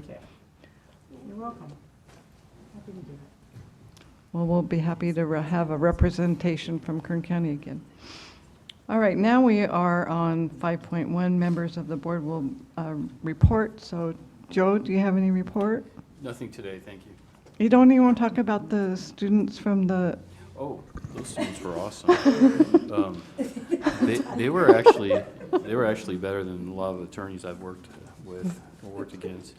So hopefully they keep it up and end up going to law school. By the time they get to finish college, they probably won't want to go to law school anymore. But they were very talented. I was very impressed, and had some flashbacks from the trial I just finished last week. Trying to take a break from that, but How'd that go? Did you win? The people succeeded. The people won. Awesome. So one less murderer on the streets. Awesome, thank you. Yes. But yeah, they did a brilliant job. I was impressed. Anything else? No, nothing All further. right, Trustee Eskew? Well, I was impressed. I'd never seen the mock trial before. I thought it was pretty cool. Human trafficking brought back flashbacks from working in the institution. And my kids were not vindicated because I retired in 2008. And my kids were brought in as prostitutes, and they were criminals. They were not victims. And so that didn't change till 2013. When they became victims instead of criminals. So I have a hard time with human trafficking, but I do support it, so thanks for bringing that in, Jim. But I have gone to the workshops. I know Des very well, so I've gone to some of the workshops and some of the stuff that they've done on Union Avenue, the outreaches that they do, because I do support that, because it's part of my DNA that I don't like it. The victims and what happens and the labor trafficking. But I've had some fun since our last meeting. I went to the symphony, did not know KCSO was part of that. And I was really good. I didn't fight any of the kids to take my picture with Darth Vader, the stormtroopers. I was good because I'm a Star Wars fan. But I also got to go to the Chabad. We have a Holocaust memorial here. It's the only one in Central Valley.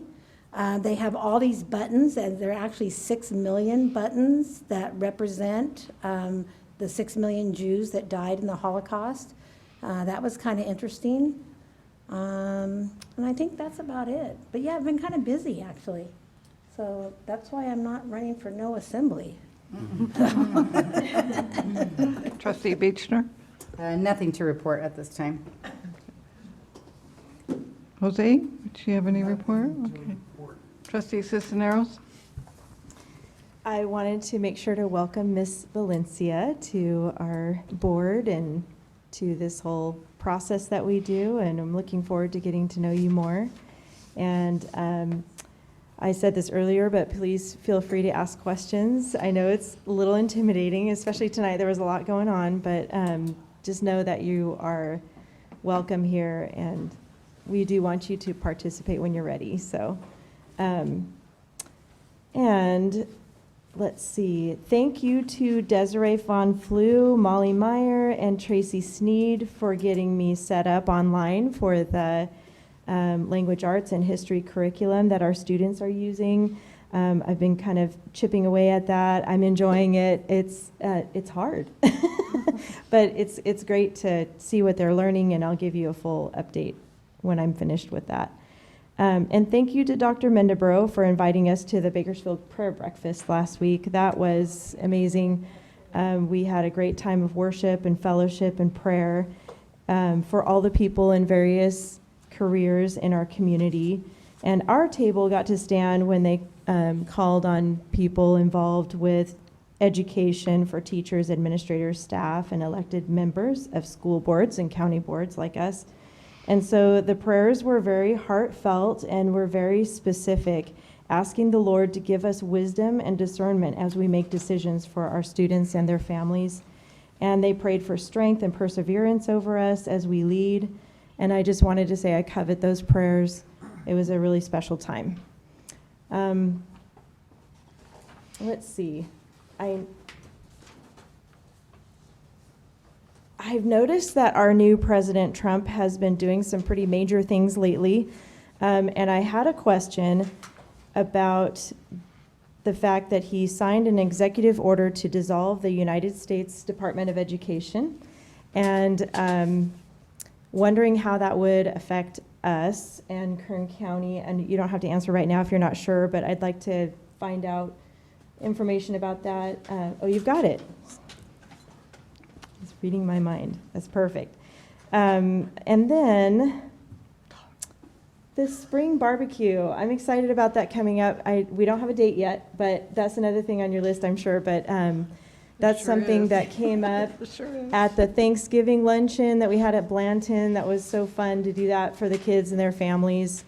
And then I overheard someone saying, we should do a barbecue. So I'm bringing it up because I would love to be involved in the planning, and hopefully the rest of the trustees would be a part of that as well. And our student trustee, that would be fun to have you part of the planning and just to be there for that if you're interested. So anyway, that's it for me. Thank you. Thank you. Trustee Robinson? Well, I hope that Ms. Valencia hasn't had any issues her first meeting here on her own. We did our best to go ahead and give you a soft place to fall. I thought our last presentation of the evening was a bit terse.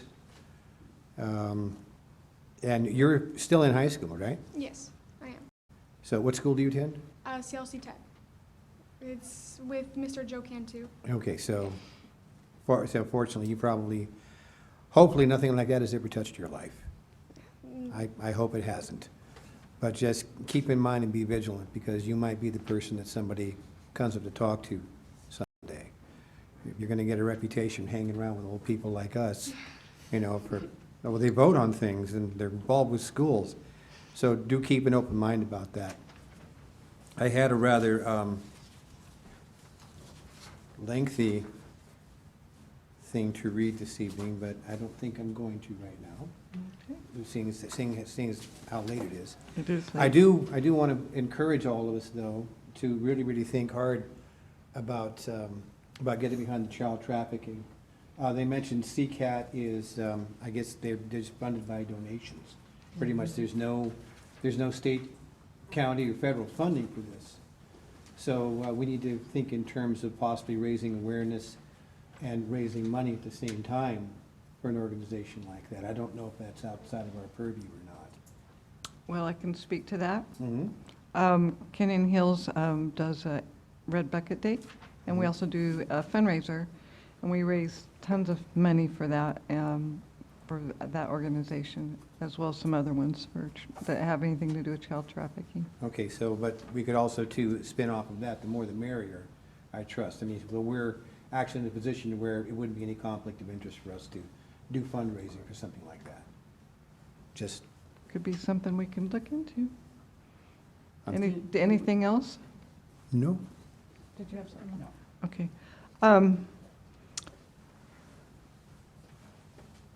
Well, that was going to be what I was going to talk about, just that Canyon Hills also has a fundraiser on that. So there you go. And then I did also attend the prayer breakfast, and it is an honor and a privilege to meet with everyone in Kern County. And you don't have to be involved in a business, just represent our county and pray and socialize. And I have to say that our superintendent was very humble, and he didn't tell us that he was going to be sitting on the panel up in front. So when I saw him up there, I just got so excited. I said, what an honor that the superintendent of schools was sitting there representing us and everything that we do and everything that we represent. So. Yeah, yep. Golf clap for the good doctor. Yes, yep. Yeah, I was so excited. So that's all I have. Thank you. And Miss Valencia, do you have a report? Other than Miss, I think her name was Des. Ms. Perkins. Yeah, I really liked her story. Like what she had to say and the confidence she had to bring it up and talk about it is something that a lot of people should like take in consideration. Because I used to think like from my area, I live like around sheriffs and stuff. So I never think like, oh, like anything would happen like around my area. But it happens with like many people and like depending like whatever situation that they're in, they're gonna get into that situation somehow. Everybody thinks, everyone has their own certain mindset. And it's just crazy to think about. And the fact that she came and shared her story was really inspiring. And I envy her for that, the confidence she had to bring that up. So I'm really glad that I was able to sit here and listen to what she had to say about her story. Thank you for sharing that. Anything else? That's it. Okay, I also wanted to say thank you for Trustee Robinson for that idea and bringing it forth, and that we were able to maybe take action and develop some type of policy to help educate our students. Better watch, I got a bone now. Rough, rough. Rough. And I want to say thanks for inviting us to the prayer breakfast too. That was my first one. It was an honor to be there. It was really good. So. Dr. Mendenborough, your report? Thank you for attending. Those of you who were able to attend the prayer breakfast, it was an honor. They actually just booted me out of the table so you had room. That's why I was up. No, it was an honor to sit up there and represent all the educators and everybody in Kern County who do what they do for the county and for the children. I wanted to update you on a couple of brief things. Just let you know, reminder, school board dinner is February 24th, end of the last month, coming up real quick here. If you have not given Meryl your order, please get with her and let her know. But it'll be 5:15 is when you start arriving. 5:45 is when we'll be starting the dinner. To answer a couple, we will be, thank you, Trustee Cisneros, we are going to plan and start the barbecue and then circle everybody in and all that fun stuff. Just wanted to update you briefly on, as Trustee Cisneros mentioned, the president has announced looking at the Department of Education and phasing that out. What does that mean for us? We're not quite sure yet. What we have heard is that the dollars and the funds is not what he wants to get rid of. It's the level from the federal, because the Constitution's established that it goes to the states, not the federal, but then there's some back and forth about then every state, there might not be any requirements that trigger for the federal, but we're not sure exactly. Some talk was money will come from the Treasury Department straight to the state, and then the states can do what they need to do with those dollars. But he has no intention of, as of right now, ending funding to the states. It's just the Department of Education per se. So that's that. As more information comes, we will definitely be bringing it to you, because it will impact not only this board, but it will impact all of our school districts in Kern County that receive federal dollars. Our programs here are very limited on the federal dollars. It's not tied to anything that he's eliminating or tied to any other type of strings. We get very limited dollars here at the Kern County Superintendent Schools office. Is there any way to educate the teachers or the public about that? I've had several teachers contact me and say, you know, I'm so worried we're going to lose special education, and they're in a panic with this. Yeah, once we get more clarity on it, we plan on getting it out to all the districts. We talked with the superintendents last week. I know Carlos Rojas will talk at the school board's dinner, particularly around this area, and we're hoping to find out some more information by then. But we will communicate out to calm nerves once we know, because we don't really want to send messages in regards to that at this point. Thank you. Yeah, I think more than anything. Go ahead. Go ahead. All right, I think more than anything else, it is the uncertainty right now we've watched a very dynamic individual at the helm of our country who's moving very, very quickly, moving really quickly. I'm not quite so sure to think what to think about it myself as I'm watching this happen. But even so, I'm going to put my faith in God and keep my powder dry. Go ahead. So you'll, when federal funding comes down, it comes to the county, and then we put that out to those programs, correct? The Just- federal dollars will come to the state of California, and then it is allocated to the county, then it's sent from there to the various districts. So school districts receive a lot more federal dollars than we do at the county level, because federal dollars are tied to actual students, and we only have the limited programs of alt-ed, and Right. so that's where we get our dollars Oh, from. that's a good point. Oh, thank you. But does it, I mean, like our special ed programs? We receive special education, it goes to the state of California, the state of California will funnel it to us to through us, AB but 602, even- so but it's, still federal fund going there's a to the portion of state that comes towards to us, yes. But not much. But not much, it's the Okay. IDEA All dollars, right. but it's every dollar helps. Thank you. And that I don't think is gonna go away, we'll see. A couple of executive orders that were signed by the president. One was in regards to expanding educational freedom and opportunities for families. On January 29th, the president did sign an executive order that supports parents in directing the upbringing of education of their children and tasks multiple cabinet secretaries to evaluate and propose plans to expanding opportunities for parents to choose where and how their children are educated. So we'll see how that rolls out. Another executive order that affects education will be the ending of indoctrination within the K-12 schooling. It also impacts women's sports and prohibits trans men from participating in women's sports. The caveat is that every state does have their own policies in regards to that at the high school level. This is more at the higher, we're seeing collegiate and stuff respond, but high schools within K-12 within certain states still have to follow the state education department. So California has a law that is opposite of what the president just signed. So we're going to see how that will balance out. The temporary freeze that stopped, it was rescinded for federal funding, and none of that was to impact schools, even though there was word that it affected schools. The federal funding did not at that time. And the last thing I have is in regards to the immigration update. On February 3rd, there was a statewide initiative to do not go to school, do not go to work, stay off the streets, basically, do not go shopping. Some of our districts suffered significant ADA loss, over 60% ADA loss at some of the schools. And so we are working with those districts to see if there's anything we can do through a J13 waiver. J13 waiver is an application that's submitted to the state, signed by the county superintendent or the designees, sent to the state of California to request an exception to that. Usually it's for natural disasters. So we're working on how this can particularly work. John Medina, our assistant superintendent of fiscal support's been working with all those school districts very diligently and trying to get various J13s approved so the districts would not be out their ADA loss for that day.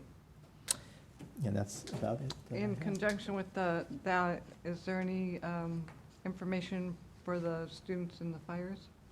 Oh, the fires there, the state has made sweeping exceptions for the students in regards to attendance, giving those districts held harmless is what they're calling it. There's also a waiver exempting them from the J13 waivers. We are seeing some slow matriculation of students to Kern County. Not a whole lot at this point in time, but we're anticipating that to grow. I've been talking to the county SUPA in Los Angeles. They have plenty of space as far as classroom seats go for students because LA as a whole has declined significantly in attendance.